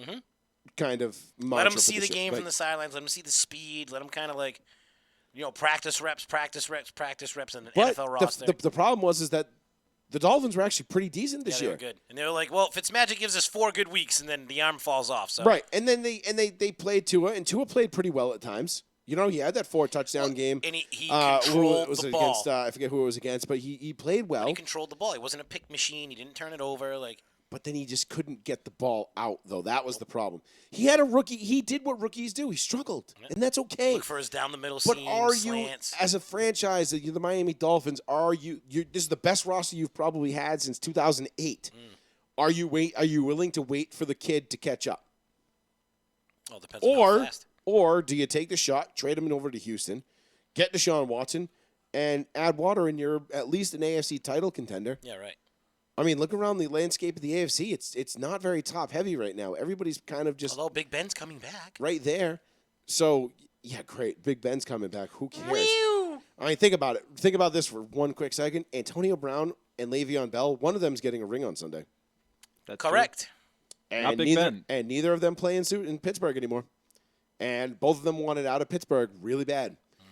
And it's not to say that Pittsburgh's a bad franchise or they don't know how to win, To but the same point, they both took horrible roads to get to the Super Bowl. yes, did. Le'Veon Bell got really fat. and now he's Antonio an effective- Brown's on like his Hey, third right, team. right. Like, Le'Veon Bell's not Le'Veon getting Bell a, fucked up. Le'Veon like, Bell's not getting a ring on Sunday because he's been a model citizen for Kansas City. or a contributor. He's you know? touched the ball 15 times total, like for the Chiefs. So Yeah, no, it doesn't. It doesn't work that way. But nonetheless, I think with Tua, Houston, Deshaun Watson, like this is going to be this Deshaun Watson domino when it falls is going to trigger an avalanche of movement at the quarterback position, the likes of which we've never seen before in the NFL. And it's going to be super fun to watch. It's going to be so much fun. It's going to be to the point where we're going to be doing an additional show during the week. So keep your eyes out peeled for that. Row1seat1.com, Joey Fats Radio, 774-992-8702. Make sure you like and follow this show right now. You like what you're seeing. You like what you're hearing. Make sure you go to Row 1 Seat 1, the Facebook page. Follow that. Go to row1seat1.com. Bookmark that shit as one of your favorites. We've got new articles. Brandon's writing all sorts of basketball articles for us. He is, I guess he's now our official NBA guru. Maybe we should do a basketball trivia with you two. Oh. One of these days. I think that would be We'll kind see of how fun. that goes. We'll see how. Are you good with basketball trivia? For the most part. Okay. Well, like, what year can we stop at, though? Because, like, obviously there's a big age gap. So what? All right, I mean, anything after the 1950s, that should be good. Oh. I like the confidence. I'm ready to go. I like the confidence. So we could do that. So maybe we should do that. We'll pit you guys against each other. Maybe we could maybe you can dig up some NBA trivia questions before the show's over. Oh, you're going to do this today? I thought this was going to be for another show. No, we'll do it today. Well, he's got to research and prepare. Well, we got to do so I a don't know. Nothing for research. we got to do a best of three. Right? Yeah, we haven't even fucking talked about the Super Bowl yet. You either know it. This guy's already like, oh, let's get some trivia questions. You either know it or you don't what know it is? He's got a team that he fucking loathes with all of them. And he's got a quarterback that he wants to fucking get bum-fucked in the ass on Sunday. So he's like, I don't even care about this fucking game. I really don't. I don't want to talk about it. You know what I'm rooting for on Sunday? I'm rooting for the asteroid from Armageddon to come back and Bruce like, Willis just- is just sitting there riding the motherfucker. Bruce Willis. Like, Bruce Willis in this, yippee-ki-yay! like Bruce Willis just like he detonates. He goes to click the bomb and it doesn't go off, and the asteroid just slams into Earth and ends everything. That's what I'm hoping for. like You the didn't Joker win a in the Dark game. Knight. See that? Saturday I told night. you he wasn't going to win. or early Sunday morning. No, we're rooting like having At least having let me to choose At between least let the game Chiefs, start so I can eat the food. Chiefs and the fuck? Tom That's the Brady. best part. And the Like, commercials. Fuck me, dude! Like what a Plus, fucking like, shit show. Like the Weeknd's going to be doing the halftime show. I haven't watched the halftime show in. I think the last one I watched was 07, was Tom Petty. You didn't watch J-Lo and Shakira? No. Oh. Wait, Shakira, That was a pretty good one. Shakira. I did watch that one. Never We all mind. watched it because then we were all like, "Well, did you see that boot?" Yeah, we did watch That's that a boot. Yeah, because that one. I don't think I watched it in real time. I think I went back and watched Oh, it. you what was me and Sean be You like, watched the "Wow, you seen highlights. this?" And you're like, "Wait, what? Yeah. She what?" I don't really do halftime shows. I've never been at last Come time. on, we shared that GIF on our page for like weeks on end. With Shakira would be like, yeah. we shared that for when a she long did, time. when she did like the little jihad. yeah, thing, legit, like, yeah. legit. She's like, I'm gonna kill all the infidels. I'm like, oh shit. And I was like, What's going on with the Weeknd, anyways? I mean, his face looks all busted up. dude. Yeah, he did supposedly he did some like surgery for like a video of his or something like fuck? that. But it was fake, though, right? If that was real, my brother showed me the picture of him the other day. He's like, dude, what the fuck? Yeah, no, he looks because we were completely talking fucking about different. we were talking about how like you know, Botox gone wrong. yeah, like how people get obsessed, like especially girls that like, I mean, people that we know, they get obsessed with Botox. Next thing you know, they got like the perma duck lips, and you're like, ew, like you used You're to be like, wicked wait, you're cute. the like, A-flat girl. it's like, why did you do that? Like, listen, ladies, we don't love the big duck lip. Don't thing. inject needles in Natural your people. face. Don't please. just Natural don't. people. Just leave your lips as they are, please. You don't need to go fucking doing that shit. It's just not a good look. It really isn't. There's a few girls I know that have pulled it off and it works for them, and that's okay. Kardashian, that's about it. No, there's a couple I know personally. It looks good because you almost kind of can't tell. But then you get the ones that Then just you get the go, ones that go like, overboard. Like, oh, you get the full needle, didn't you? And I'm just like, dude, And they I'm like, tan, they look like Donald Trump. I mean, yeah, it's crazy. I'm like, you look like Little Kim from that South Park episode. And I you're hope like, you're what's not up, gonna bash Trump bitches? Oh, I love Trump. Oh, okay, good. I'm I was a going to Trump say, supporter. well, you definitely failed your fucking intro. Oh, you're a Trump guy? I like wow. Trump. Word. All right. Yeah. Nice. Point. 10 points. Big points. Put those points to the Forex thing we got going on, B, huh? Yeah. No. This only counts on our side. Yeah, right? 774-992-8702. Give us a call. Get in on some of this action. Let's talk a little bit about the Super Bowl. We got about, 40 minutes left. A little bit about the Super Bowl. Joey just 50 he minutes, just 50 minutes. avoid Let's it get at to all. the NBA, huh? Just under an hour. So, Joey never wants to talk basketball. I guess not. only in the playoffs. It's just regular season basketball just bores the shit out of me because it's like, oh, yeah, like we were going to talk about it before. We were talking about it before the show. The Brooklyn Nets, they lost lost like what 149 to 146 or something the other night. Yeah, to the Or Wizards. 146, 141 to the Wizards. Interesting stat. Since the trade of James Harden, the Rockets are first and second in overall defense and efficiency, and the Nets are dead last. Huh. Well, they got Gee, Victor Oladipo, one wow. of the best defensive I players in don't. the league. I can't believe what my ears are The hearing. fat shit Harden that doesn't play defense went to Brooklyn, And then he now got still skinny doesn't again. I don't play know what defense. happened. He was wearing a fat suit. He wanted to get traded. I mean, Of course he wanted to get traded. He was like, they don't like me eating chicken wings and seeing strippers. I'm out of here. I'm going to Brooklyn, Queensbridge. Where you at? Yeah, he's going right. He went straight to the nearest barbecue joint when he got to Brooklyn. He was like, or he went to he probably went down to Queens and went to Christo's Steakhouse, got Right. himself a nice 65-ounce porterhouse dry aged, like a la carte sides. He's like, yeah, I'm going to the game now. I'll skip the veggie. Just give me those lobster mashed potatoes. Make it Extra 3. bacon, thank you. Yeah, extra bacon. If you've never been to Christo's Steakhouse in Queens, haven't. oh. To die for? Fuck. I spent $150 on my tab, and I didn't have a drink. Oh, my God. That was a steak, asparagus, mashed potatoes. Oh, so your pee stunk. I think that was it. Yeah, it was just the steak and 2 sides. $150. Worth every Yeah, goddamn that was fucking like what? Really? 3-pound steak? How do you get your steak? Me, I'm a Pittsburgh guy. Black and blue. Like char and when the waiter asked me, how do you want that cooked? And I said, He's like, I want it to move. I said Pittsburgh, and the guy was like, Get out of my restaurant. and the guy was like, he was like, very well, sir. Excellent choice. Like, I was like, thank you. I assume his name was Alistair or something fancy like that. And he was like, I'm sure it was, and then the bus girl, her name was probably Calpurnia. And, she was coming over and filling my water glasses because I was too fucking Holy broke. fucking I was too Bridgeton, broke Jesus. at the time. I was too broke at the time to afford any booze. Like, it was like I was in I was college. too broke, but I bought I can afford $150 steak. I was either, listen, do I eat It like was the like, king? can I get some butter with it at least, can- man? I can drink the juice from the fucking Let butter. me get some A1 steak I sauce. can Come skip on. the $21 rum and Coke. Okay, Yeah. just give me the steak. But you couldn't I'm get a not here for the fucking rum ice and Coke. water, like, Captain and Jesus. Coke tastes like Captain and Coke, whether you're at Christo's or you're at fucking 908. Unless it's 100 proof. Captain 100, dangerous shit. Yeah, it's Oh, not it bad. is. It's Trust not me. bad. Oh, maybe one day when you get a little bit more into the inner circle, I'll share with you the time where I went to Baltimore and went on a 24-hour Jesus bender Christ. for the ages. And I it gotta hear This that started, was also the Red Sox days. it Ah, started, that it way. started with a pint of Captain 100. But Listen, we can get into the 99 bananas days if you really want to get fucking dangerous. Oh, I like those. Those are Parrot good. Bay, bleh. Oh, I couldn't smell coconut scented shampoo for like 5 years I after still that. hate everything coconut. I'm not a coconut guy. I love coconut. I hate Like, almond Bay was joys. like I really life for, do. like, the Dude, longest almond time. joy, favorite, like one of my favorite candies of all time. Come on. Like, actually, you know what? Ah, Don't even That's give me the almond joy. disgusting. Just give me the mounds. I don't even want the almonds. Oh, Just give me the man. mounds. ah. No, the chocolate and coconut. Pina coladas, love them. I could, I could do a pina colada. I could drink like the Fruit-licious coconut paste like out of the can for days. It's just like oh, pure sugar. Like, Do you like coconut water? yes, actually I do. Disgusting. I Probably love beats coconut some water. fucking shit. Vile. What's I'll his spit name it right in the out. movies? I love it. My wife gets it every once in a while, and there's certain brands I don't like though. I will say this: there are certain ones, like the ones with the pulp. I'm all set. They have some with pulp? Yeah, the coconut Jeez water with pulp Louise. is like gag worthy. Yeah. You're like, I didn't even know what. Like, your body doesn't even know how to react. It's like, what the fuck? So, that being said, no coconut. Oh yeah, sign me the fuck up, bro. Put a straw right in it. You're good to Can't go. wait to go to Barbados in December. Go right on the beach and go see. Grab I- a machete and cut a coconut in Can't half. remember the guy's name, but he's the guy that owns the pharmacy where we get all of our medication, and he's the guy that makes Coconut us. juice. Yeah, he's the guy that makes us like the Bahama Mamas in the coconut right on the beach. And he's like, oh, yeah, this is the Bad Mama Riri. Like, because, Rihanna's from Barbados. So, like, he's like, yeah, this is the Bad Mama Riri. And you He's just, like, yeah, spice it up, bro. you get fucked up. I can't remember. My brothers know his name. I can't remember his fucking name. But There's probably a good reason for that. they know his He was name. like, I went to him for the 17th time at 3 o'clock in the afternoon. It's just funny. He's and I was like, just like, hey, he's man. this 5'10".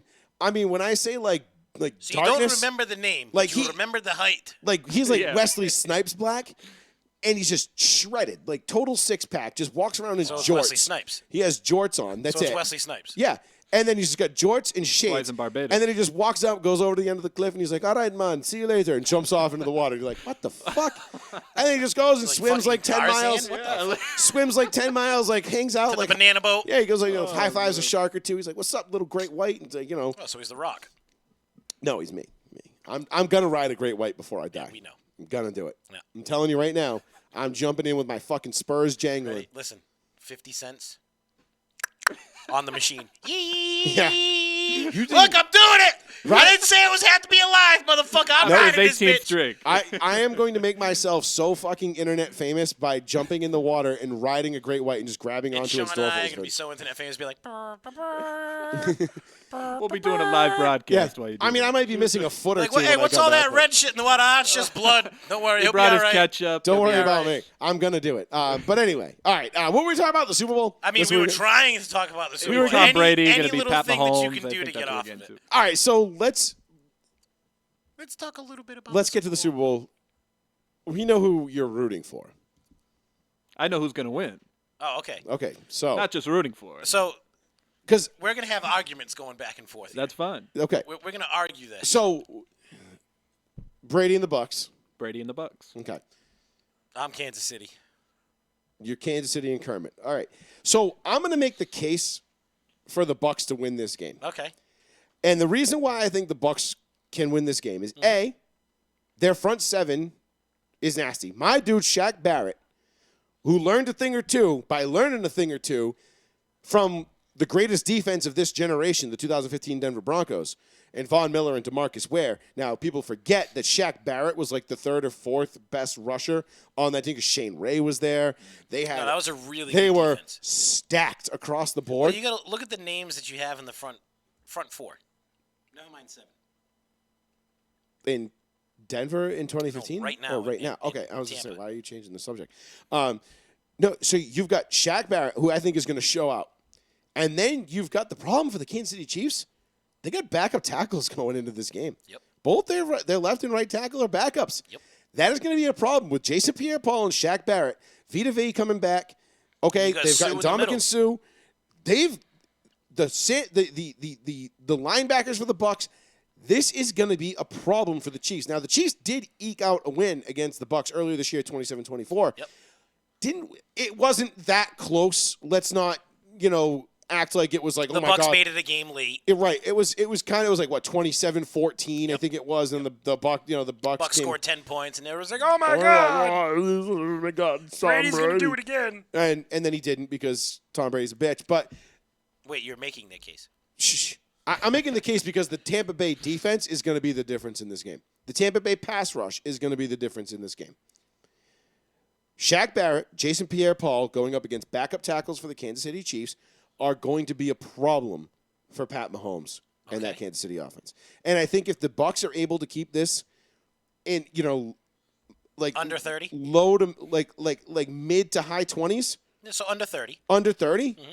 I don't see any way the Bucks lose if they keep the Chiefs under 30. And is Pat Mahomes even fully healthy for this He game? did say come out this today and say that his toe is about fine. is 100%. He's fine. Well, wasn't he in concussion protocol Yeah, but too? he played last week with the concussion. So that Yeah, doesn't the matter. whole concussion protocol thing was total bullshit anyway because he was I mean, let's be honest. Even if he was concussed, there was no fucking way they were holding him out of the No. AFC Championship. Look, he got knocked out.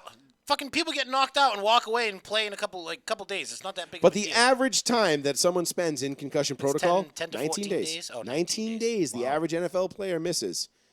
Yeah, he missed 6. Didn't even miss a game. Amazing. It's amazing. He must have had some of that Tom Brady coconut water. Concussion he's water. pliable. Coconut flavored concussion water. So you're saying that we'll go back and forth, all right?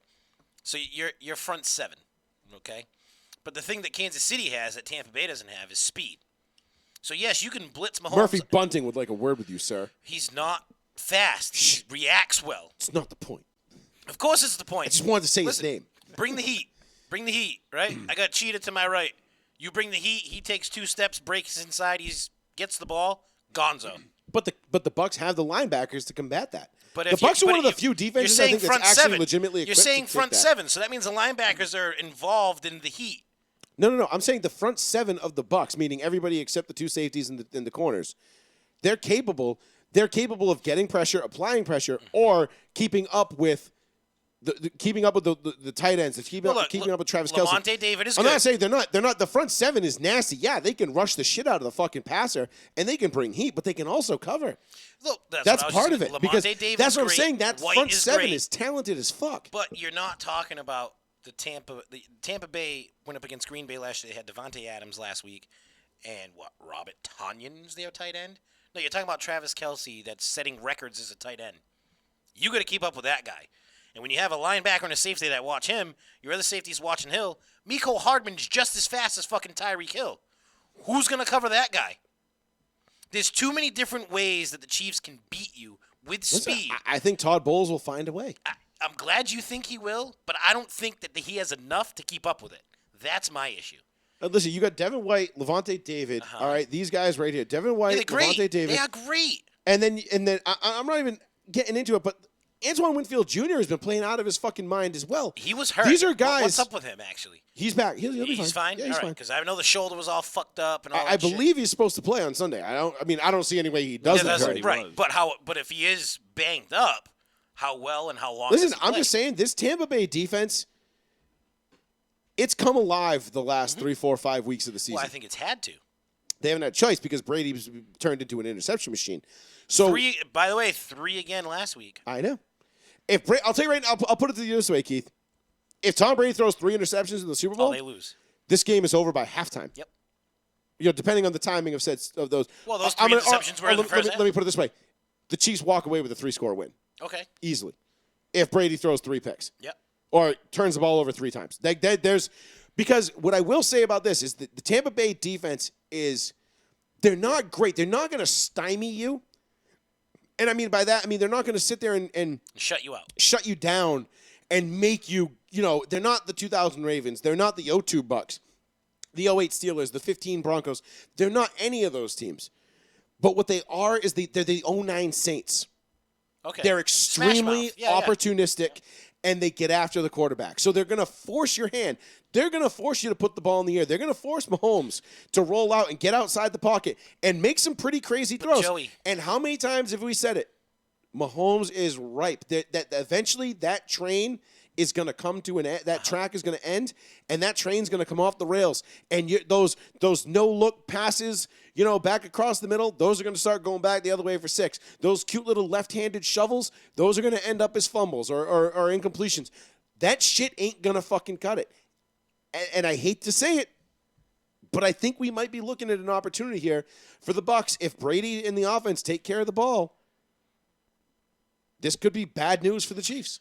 So you're saying your defense is going to make the best quarterback in the league, quotation marks, have to throw the ball.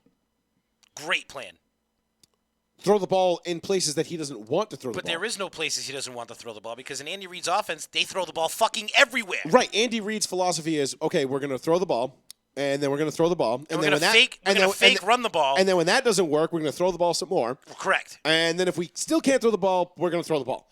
I get it. We've seen this since Brandon was in diapers when, Andy Reid was in Priest Philly. Holmes. Well, I'm sorry. Yeah, if you want to go to the Philly days, Donovan McNabb, all that Weapon bullshit. X, Brian Westbrook. Bingo. They, Deuce Staley. There were guys, but Andy Reid's made a career off of throwing the fucking ball. And he's still doing it. He's got little-ass Clyde Edwards-Helaire. Yeah. Just knocking shit around, all 5'8" of them. Did you just say eclair? Now I'm all hungry. Oh, damn. Got me all excited. I thought you said steak. No, but, Joey, if Tampa Bay's reliance is to make Patrick Mahomes throw the ball, Patrick Mahomes wins the game.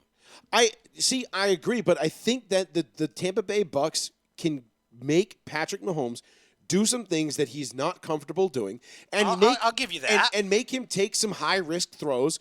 And what we've seen from the Bucks defense throughout this postseason is when you make a high risk throw, they've made you pay for it.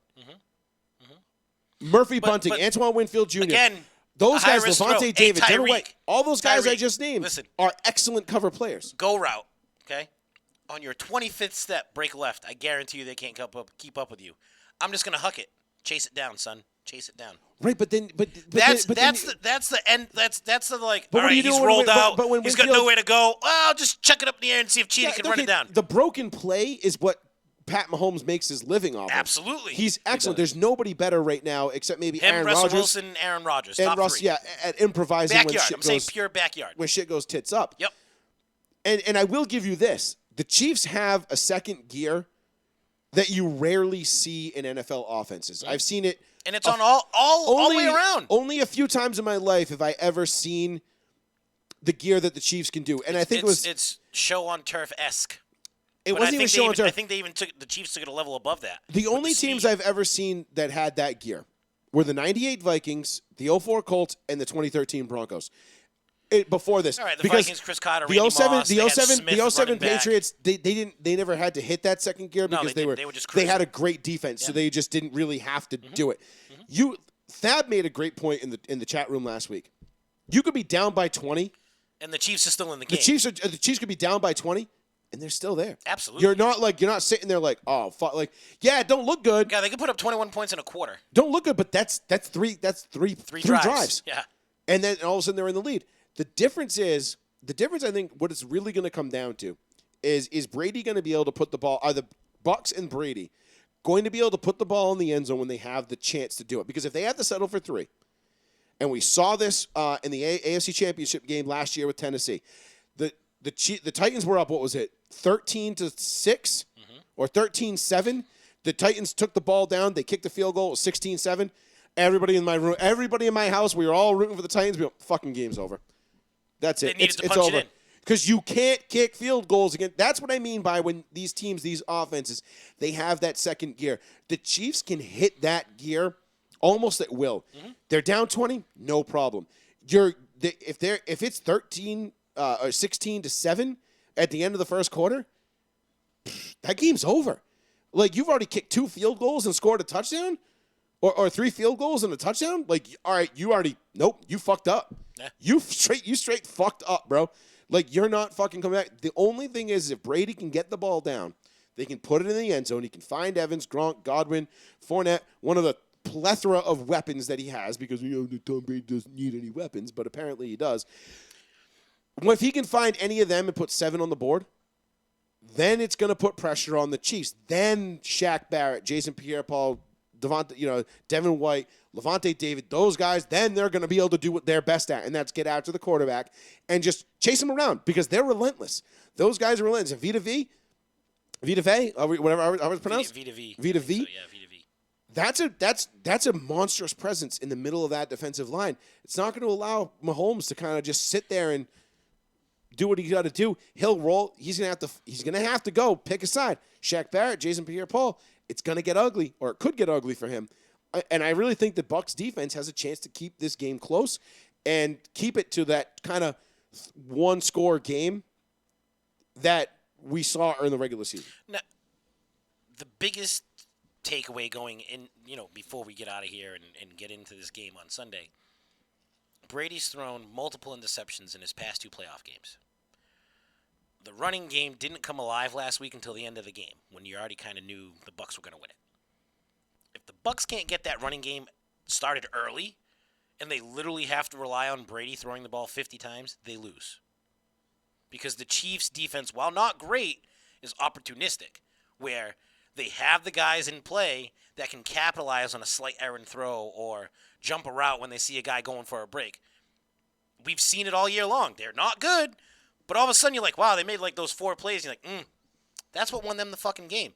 And if Brady's throwing the ball 50-plus times, that leans me more towards the Chiefs than even. Oh, if Brady's going to throw else. the ball 50 times, the Chiefs win this in a rout. But now think about this. It's Tom Brady and the WOAT of all time, Bruce Arians. He's going to be like, hey, Tom. Brandon, does that give you any concern, the fact that Bruce Arians, there is a decent to excellent chance that Bruce Arians is at some point going to fuck this game up and ruin it for the Bucs?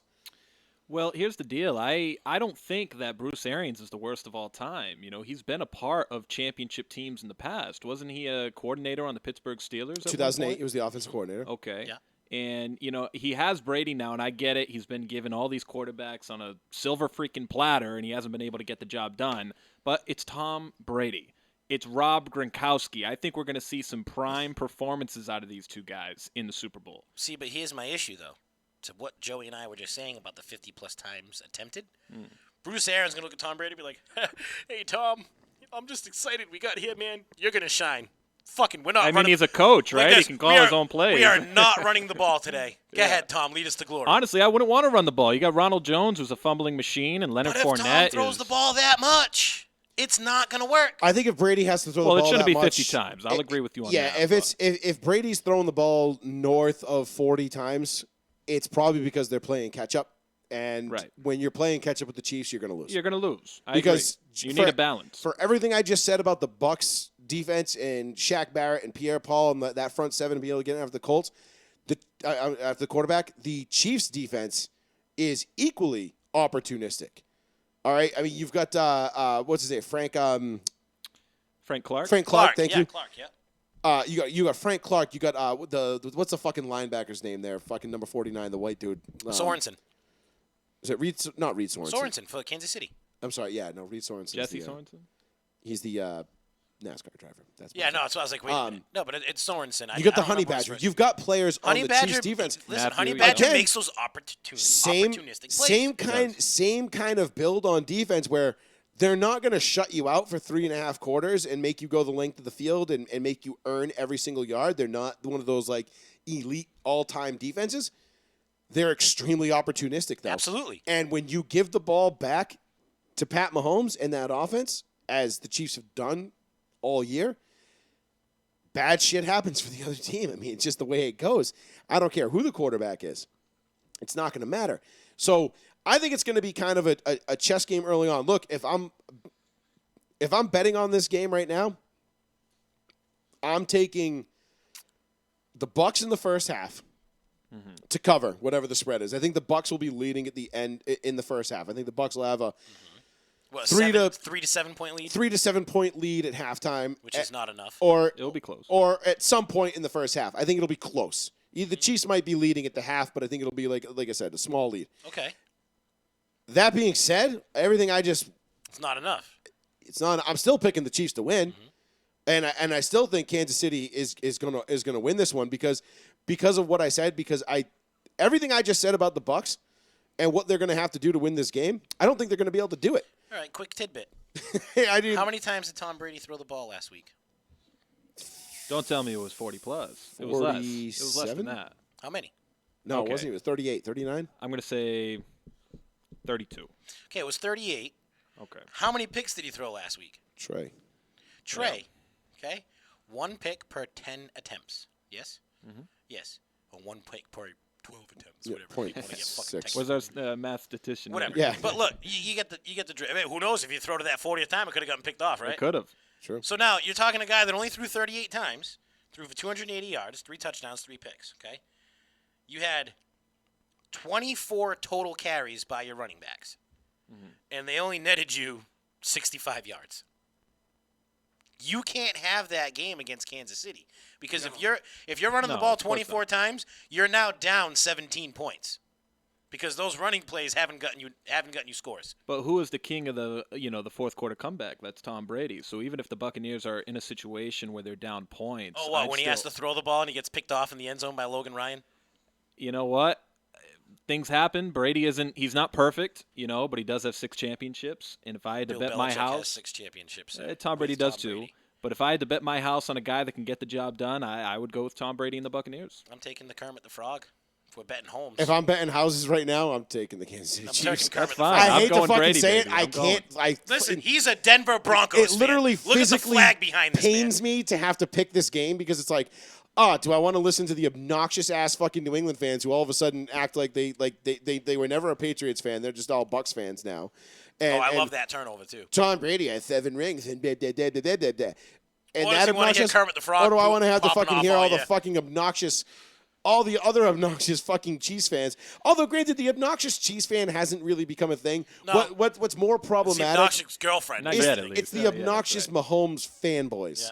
Like, where they're just like, I love Kermit the Frog here. He throws the football with his left hand. And did you even see his brother? I guess he's a TikTok star now. Yeah. And when Mahomes got hurt, he was doing a TikTok video I saw. I mean, I like Mahomes. I think he's a great player. I think his trajectory is that he could be in that conversation of greatest of all time. But here's a question. If Brady beats Mahomes in the Super Bowl, does that cement his legacy? Because Mahomes, no matter how many championships he gets, 6, 7, whatever it may be, if he loses to Brady in this Super Bowl, he can never surpass Brady in that conversation, in that GOAT talk. All right, so I mean, but this yes and no because Well, I mean, I don't put Tom Brady at the top of my list. right. I know you I don't. don't either, but A subjective this is why opinion. it's yes and no. Yes, in the sense that he can never say, "Well, I beat Tom Brady in the Super Bowl," but no, in the sense of he could win In fact, his next 5. In fact, he would be 0-2 against Brady in the playoffs. Right. So, I mean, he'll have that, like, well, you never beat Tom Brady. He'll be like, yeah, that's great, but I've also only lost 2 Super Bowls in my lifetime, or 1 Super Bowl in my lifetime, and I've won 5. Yeah, we'll see how it plays He out. has that potential to be good for the next 15 years. I mean, look, as far as Mahomes go, like I'm putting. You can't cement his legacy yet. You got to wait. Yeah, of course. Granted, this kid he's only been the starter for what? 3 years. 3 years. He's already been to 2 Super Bowls. Yeah. I mean, That's look, a pretty good. Well, Brady and Mahomes both won it at 24. Right, and Brady had only been the starter for 3 years, and he had been to 3 Super Bowls, Right. or 4 years and been to 3. Well, so he went the first year, then he missed the year, then missed he in went back to 02. back. Yeah, missed in 02, and then they went back to back in 03 and 04. And then they missed for a while. Till And then it was just. Yeah, Every then other it was just 07, And 11. then they had the gap. It was 10 years. There was they a had the 10-year gap, gap There was a between gap. Brady's, Whereas last 2 if, Super Bowls. if you look at Kansas City, if they're all young, right now a couple of them are on the cheap. It really depends on how long Andy Reid's going to stay there. If Andy Reid has a plan for Bieniemy to take over and just ride the ship like when Reid was there, Doesn't it feel that way? Because kinda Eric does. Bieniemy has been the hottest name in the coaching and search for nobody the has last even 3 years. sniffed anything. Right. And everybody's It's like been like, McDaniels with the God, dude, he Patriots." bombed his interview. Like, he's like, he kind of sucks. Yeah, it's like he goes into it and he's like, I'm taking over this team. So what do you think of this play? He's like, I'd Yeah. fucking punt the ball. Yeah, It's first yeah. and 10. Yeah, let's fucking punt it. It's kind of weird because he's just like So, one of those but, guys. but yeah. if that's Kansas City's plan, and it's like, all right, Bieniemy's just going to stay under Reid for the next couple years until Reid's like, yeah, my ticket can't take it no more. I'm just going to go and die in my wheelchair with my cheeseburger in peace. Bieniemy can just take it and continue the ship. Taking it stride. And you have all these guys that'll grow up with Reid and with Bieniemy that'll never have to worry about it. You're going to keep Hill, you're going to keep Kelsey, you're going to keep Mahomes. Alaire's on the cheap for another 3 years. Watkins is damaged goods. You could keep him as long as you want because he's going to be on the cheap again. Like, Hardman, young, rookie deal. So you got 2 years of that left. Like, this is a nucleus that can be together for 6 years. Patrick Mahomes is signed for what, 10 years? Even though it's going to be like an every 3-year renewal. See, I'm worried about the offensive line. I mean, you got a lot of aging veterans on that line, and once those guys That's what decide the to call draft's it for. quits, it is. But you can never say that just because we're drafting this guy in the first round that he's going to pan out. I mean, look Facts. at Eric This is Fisher. true. This is true. Well, Eric Fisher was really, really fucking good. I mean, he is, but I still don't think Eric Fisher lived up very- to full expectations. I would disagree. I think he did. The thing is, when an offensive lineman lives up to expectations, you don't know don't because hear you don't about hear it. about them. Yeah. The only time you hear about offensive linemen is when they're bad. Yep. Yeah, mean, think about I'm not going to disagree. Who's the greatest athlete in football right now? The greatest athlete in football. Best athlete in football? That's a This is- tough this is one. a loaded question. Did you say That's an a lo- athlete? that's a loaded question. You know who you're going to say. Me? Who's your favorite athlete in football? Best athlete? Yeah. It's my chocolate stud pony. No, what about Smith from the Cowboys? the Oh, sorry. lineman? No, you said athlete, not. He's the most dominant non-quarterback. Yeah, sure. I mean, you could say Tyreek Hill, greatest athlete. He's a one-trick pony. He's fast. I mean, what position you thinking about? Yeah, I'm just saying overall, but but you're saying greatest athlete in the league right now. Like you're talking measurable. So like DK would probably be the Yeah, number one DK, guy. yeah. But we've said it. But Here, I plenty of think time. You sit there and you just rave about Smith, and you're like, dude, this guy's 300 pounds, he is. and he's doing some Tyron shit that Smith 250-pound guys can't do. He's filthy. At one point, Tyron Smith was the most dominant player in the NFL that did not play the quarterback position. He's not there lately, but he was. Little injuries here and there.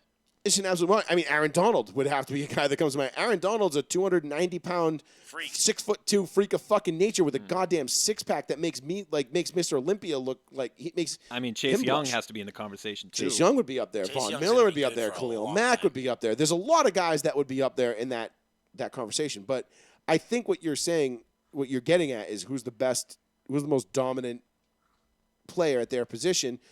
You know, in terms of size, speed, and ability. You know what I'm saying? Which I think that's what you were getting at. Yeah. My thing is this, right? Perfect example. And I'm going to use the Broncos as because it's easy.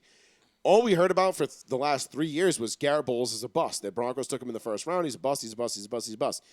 You did not hear a fucking peep from anybody about Garrett Bowles this year. Why?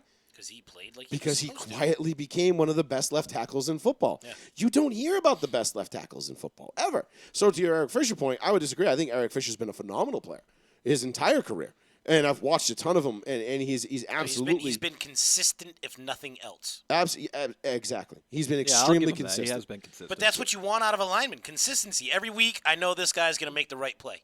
But you know who? You know what's kind of funny, and this will be the last thing, and we'll jump off on a little smorgasbord here to round out the show. But the last thing, the right tackle that's going to be playing for Kansas City on Sunday, Mike Remmers. Remember him? Remember Mike Remmers? Mike Remmers was the right tackle for the Carolina Panthers, who got the brakes beaten off of him by Jake Von Delhomme. Miller. Yeah, Jake No, Delhomme. by Von Miller in 2015. So, scary proposition if you are Kansas City, and you've got Shaq Barrett, who is on that defense, and watch Von Miller beat said brakes off of Mike Remmers. Not going to go good. Going up against another guy who's already been there, done that, beat him. So, this could it's going to be a fun game on Sunday. Shaq Barrett is not Von Miller, though. Shaq Barrett is not Von Miller. But he's good. But he's really extremely good. Oh, no, I know. The only reason he's not Von Miller. Trust me, the Broncos wanted to keep him. The only reason they didn't was because he didn't want to stay in Denver because he was never going to play over DeMarcus Ware or Von Miller. Mm-hmm.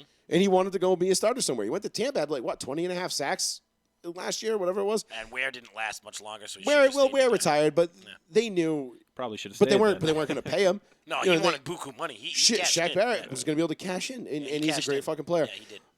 And look, if Tampa Bay wins on Sunday, I keep my house. Godwin, Evans. So where do you live? And Dominican Sue, Shaq Barrett, Jason Pierre-Paul. All the Garrett Blunt, all those guys kind of deserve a ring. And I'm okay with all of them getting the ring. My only problem is that no matter what happens, Brady could go out and throw 6 interceptions, and it's going to be like, oh, Brady led them to a Super Bowl. Oh, God, it was all Brady. Oh, did you see that interception Tom Brady threw? It was such a classic clutch interception that he threw because it made the Chiefs think that they were going to be able to win the game, but then they didn't. He's a chess player. I mean, come on. You're like... This isn't Queen's Gambit, man. That's the only thing that's going to fucking piss me off about it. Other than that, I love the Bucs. Our buddy on our softball team, Jeffy, he hates Tom Brady probably as much as I do, and yet his team's in the Super Bowl, and he's probably in a conundrum right now. Fuck! What do you do? What do I do? Dude, you take the Super Bowl, you eat it, you deal with it, and you give all the credit to Bruce Arians, of course. Just divert the credit. Mike Evans, because he's been there. Be it was Mike Evans, yeah. So, what final score prediction for the game? Final score. I mean, it's going to be high scoring. I'm going to go 31-28 Buccaneers. See, I'm going to go 38-34 Chiefs. I'm going to go 41-27 Chiefs. And I think they're gonna win it going away. The reason why I say 38-34 is the Chiefs have it in hand, and then the Bucs make that run. I think it's going to be the same way, but I think the Chiefs are going to have. I think the Chiefs are going to build up a lead in the third quarter, and this game's going to be over. And Joey's sitting there, is we played spades, and I got dealt every joker, little joker, the deuce, the ace of spades. Yeah, I'm going to win. Never played spades. I have no idea what that reference is to, but I'll take it. I understood it a little bit. Yeah, I'm more of a blackjack kind of guy. Huh? See, I'm a roulette guy, so I like roulette too. I just like my 50 odds on blackjack. I like blind luck. Blind luck. This number. Hey, there it is. I play red or black when I didn't have to think. Well, see, my strategy when I play is so we go on the cruise ships. There's $1 minimum that you put on the bets. So I start off with $10. I'll put $5 on black, and then I'll play 5 black numbers. So even if it lands on black, I get my $5 back. And then if it so happens to land on the number, and if it happens to hit one of my numbers, I always play the same 5 numbers. Now, the only time I didn't play the same 5 numbers was this one time I was on my honeymoon, and 6 black had come up 2 times in a row on the wheel, and I was like, well, fuck it. If you're in the devil's playground, you better play his digits. So I threw whatever chip stack I had down on 6 black, and lo and behold, it came up a third fucking time in a row, and I walked out with $1,700 or whatever it was. I walked right across the hallway to the duty-free shop, bought 2 bottles of Johnny Blue, and went back up to my room, and I was like, see you later. You're like, look what I got, babe. Yeah, the whole place, it was crazy. He was like, never mind, I could have paid for half the trip just now, but it was awesome. Look what I brought you. I brought some alcohol. No, they were buy one, get one. $300. Buy one, get one free. Buy one, get one free. $300 bottles. Drop your load off fucking bottles. $290. But you buy one, get one free. I was like, you can't beat that. I would have fucking done it too. $600. Get $150 steak while you're at it. I walked out with $1,400 in my pocket, and then I gambled. The way you made it sound was that $1,700 went to booze. Yeah, listen, it did sound like that. If you know Scotch, you know Johnny Blue does not cost that much money. I didn't hear the blue. I just at most, Johnny Blue will run you for 2 bottles, $600 at most. Well, you're on a cruise ship. Unless so you're getting shit's ripped off. usually inflated. No, it's usually the other way around. Nah. Cheaper. Never See? been on a cruise. Never been on a cruise. Nope. No, cruises are great. I do went the We to- all- should, I we do should the do the all-inclusives, just Gronk not- party not the cruise next We year. should. That'd be a lot of fun. Hey B, can we get can we put that on the row and see one credit card? He's like, yeah, as soon as you apply for it. Which one? We can Have you put ever that on done the tab. virtual? Yeah, we're already supposed to be doing the fucking casino, draft. anything, roulette, blackjack, anything virtual? Yeah. No, I'm not a big virtual guy because I don't trust it. I tried it once and I played roulette, and I kid you not, it hit green twice in a row, and I couldn't believe it. Took my money just like that. Yeah. I was like, that Well, never were you in happened. the casino to or me. like on your computer? Just you on my mean? phone. Oh, Yeah, I no. downloaded the See, casino I've done app. the virtual like at Tiverton. Like I've just gone there. Yeah, for shits nah, and I'm giggles. all Well, set that's with that. different. Yeah, I've All done right, I'll sit virtual. down I've won a and lot of fucking money be able on to virtual. Drink and not have to worry about shit Nah, falling. I want to hear Twin the and Tiverton is I want to great. hear the wheel spinning and the ball. Well, they have audio. There's audio. Plug your headphones in, you're good to go. Keith's the kind of guy who's like, well, why go to a concert when you have the cassette tape? Like, what the fuck? Listen, I don't go to concerts. I listen Put to the it. My VR system headset on. Sounds that much better. What can I say? I mean, who needs to go? Who needs to go on vacation, bro? I got an Oculus. Like, what the fuck? I got a fan right here. I don't Yeah. need nothing. What do I need? I can play some wave sounds on Alexa, and this fan will blow some. I'll spray some salt water behind it. You know, it's all the same. Pretty much. No, I'm not a big virtual guy because I feel like those can be fucking manipulated. They way course too they can. quickly. Yeah, they It's like can. virtual poker, and you're playing virtual poker, and like somebody hits. I've never seen a royal flush in all my years of playing poker. I've never seen a royal flush ever on a table. I've come like one card off a bunch of times. Never seen it. You play virtual poker, there's like one an Happens all hour. the time, You're like, yeah. what the fuck? Oh, I saw it dude? one Like, time. Remember Honeymoon in Vegas? Nicolas Cage. He's Yeah. like,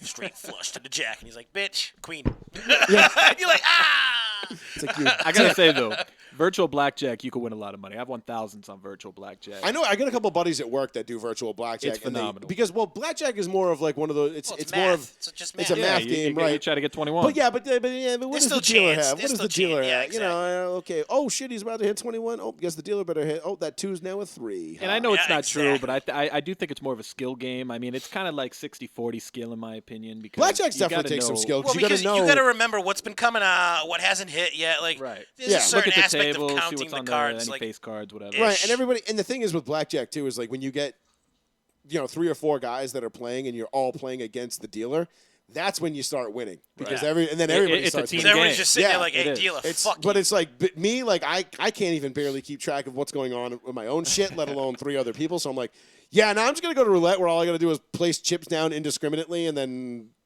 hope The it worst hits. thing is somebody that doesn't know how to play blackjack because they screw up the whole They table. fuck up everything. Yeah. Yeah, absolutely. You know what That's I me. mean? They're hitting on 12s and 13s, which is great, but then they'll stay on, the worst types of thing, like 14s against a 10. It's like, come on, you're not playing the game right.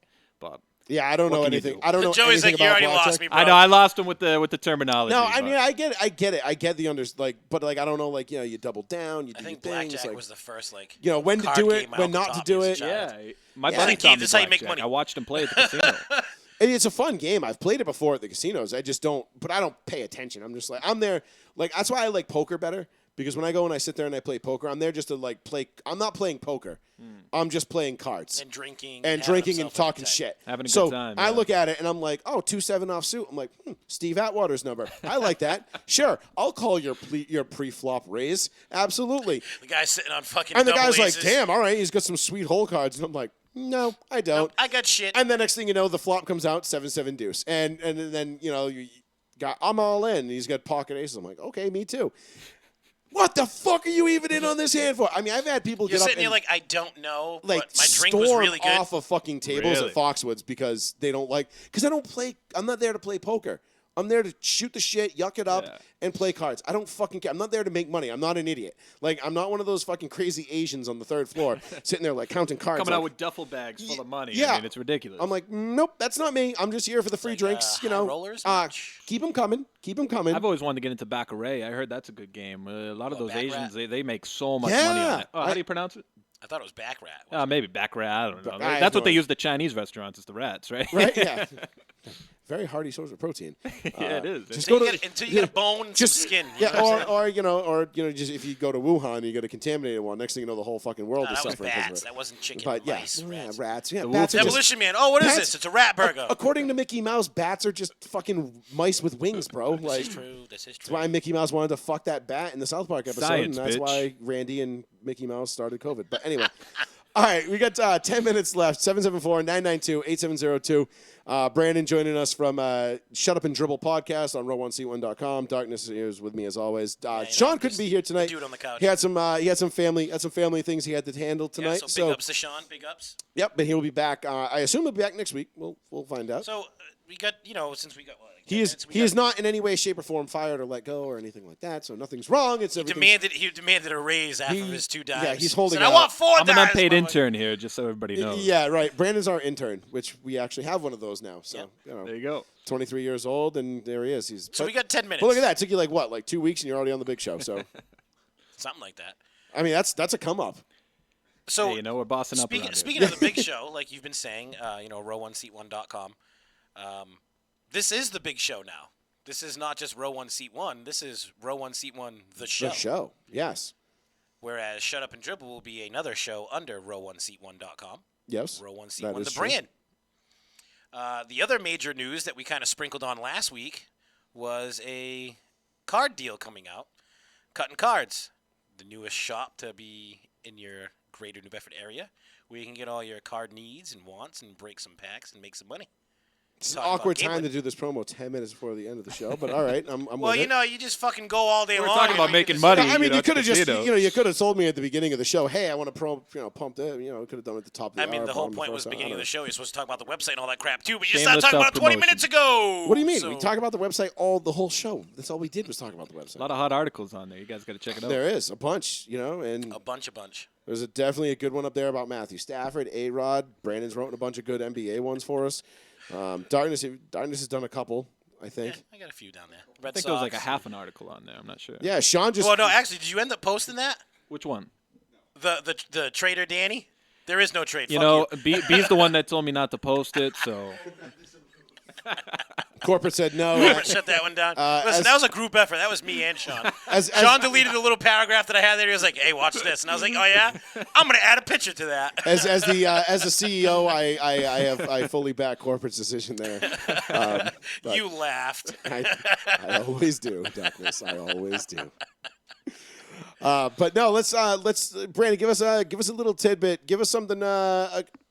Give us a couple nuggets here about the NBA coming up. It's the dry time of the NBA. It's the All-Star break. I think is what going to be like. They're going to combine the All-Star game and the skills competition March 7th now. they are. They're going to make that a thing. It's not. I mean, who fucking cares really? Like in my opinion, All-Star weekend's gone. the regular season doesn't start until the All-Star weekend. So now we're looking at March 7th as kind of the All-Star weekend. What do you see? Give us something to look forward to, something to Absolutely. hype up here. See, for the this is NBA. where I disagree with you because I think the NBA is at its hottest point right now. We got the NBA trade deadline coming up at the end of March, and we got names floating around like Bradley Beal. Which I actually have an autographed Bradley Beal jersey right behind you. true that. Where's the autographed jersey? It's on the couch over there. Oh, It's with yeah, my. I love Bradley Beal. It's I with think my he's great. autographed Charles Haley jersey and my autographed Le'Veon Bell Jets jersey. And don't you have a helmet too? No, I traded the helmet for for the, the Charles jersey. Haley Yeah, jersey. Yeah. There you go. I think Bradley Beal, he's a name on the trademark. You got guys like Zach LaVine, who's another hot name. So I think with teams underperforming, you're going to see a lot of superstars. You talk about the quarterback carousel. There's going to be a superstar carousel in the NBA. And speaking of superstar teams, you got to look at the Brooklyn Nets. Of course, they got James Harden, Kyrie, Kevin Durant. They should be unstoppable, but they have the worst defense in the league And they since the have James Kyrie Harden here. trade. Remember when Oklahoma had Kevin Durant, James Harden, and Russell Westbrook, and they still couldn't get past by LeBron?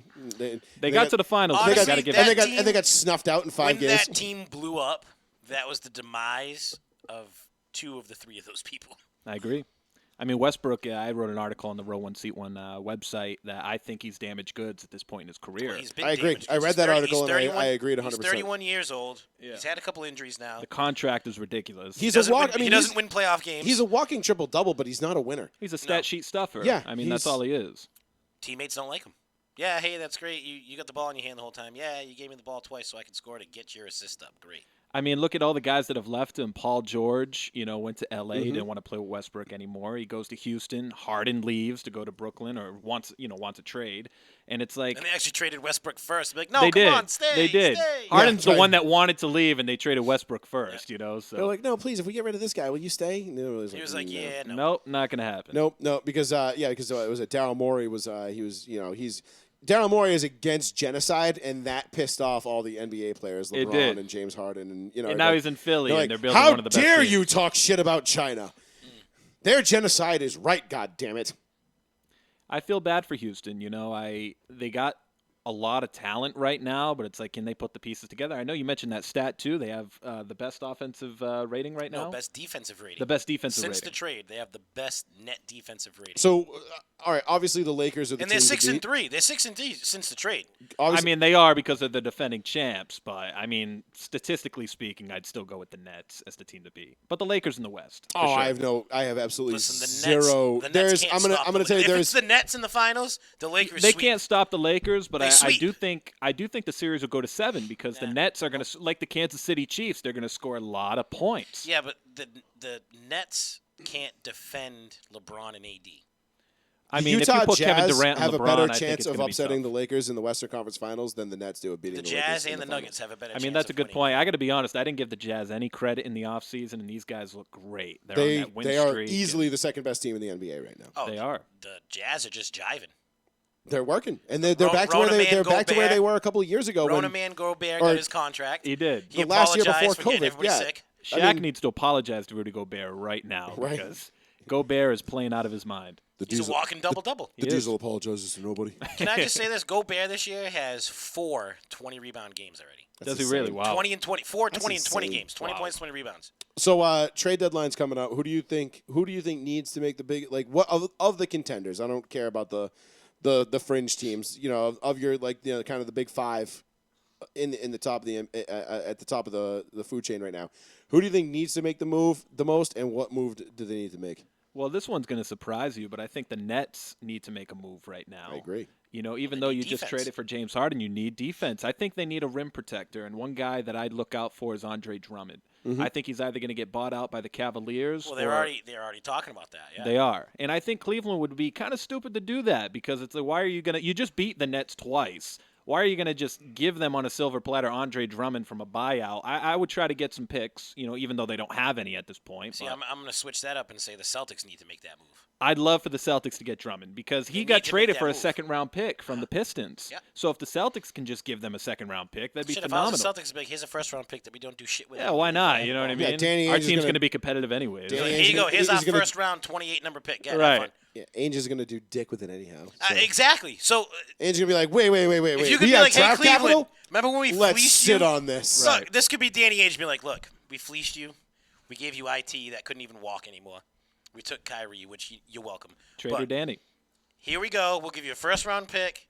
We'll take Drummond's contract. Go fuck yourself. I got to say, Danny has been doing a good job over the past couple years. We got Peyton Pritchard, who I love, P. Rabbit, even though he's hurt, Game winner. and Naismith. I like Naismith. He hasn't been getting minutes, but I think he has Oh, why? potential. He's He's been another. doing a very good job at keeping the Celtics as like a 5th or 6th best team in the Look, NBA. I know what They're you're a French saying team. about Naismith, but you drafted another wing when we have 2 really good wings. I know. What was the Before final all that. diagnosis on Marcus Smart, by the way?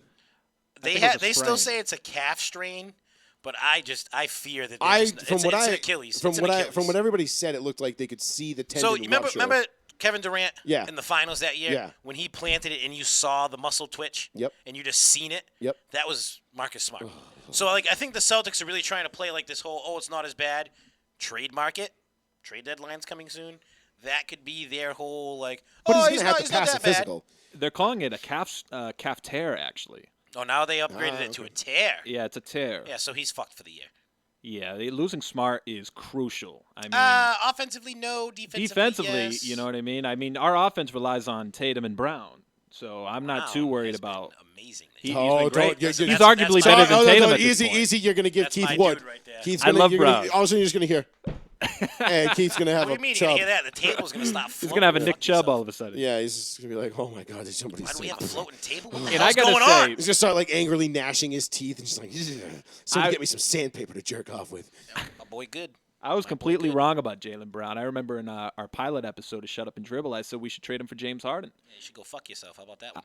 I should. I think Jaylen Brown has been phenomenal. I think him and Tatum are the future of the Celtics, and I think we're going to compete with Philly in the Eastern Conference Finals. That's my prediction. Listen, I mean, Doc Rivers is in Philly now, and Embiid is a soft ass bitch, and Simmons still can't shoot. Well, he might be so- the MVP this year, so I'd hold off on that one. Listen, I don't care what he does during the season. Come playoff time, he's soft. He I is. mean, come on. He Marcus cries Smart, after Kawhi Marcus Leonard hits Smart, shots. of all of 6'3", Yeah, but let's- has punched him in the mouth twice, and Embiid's be like, man, he flops a lot, you know.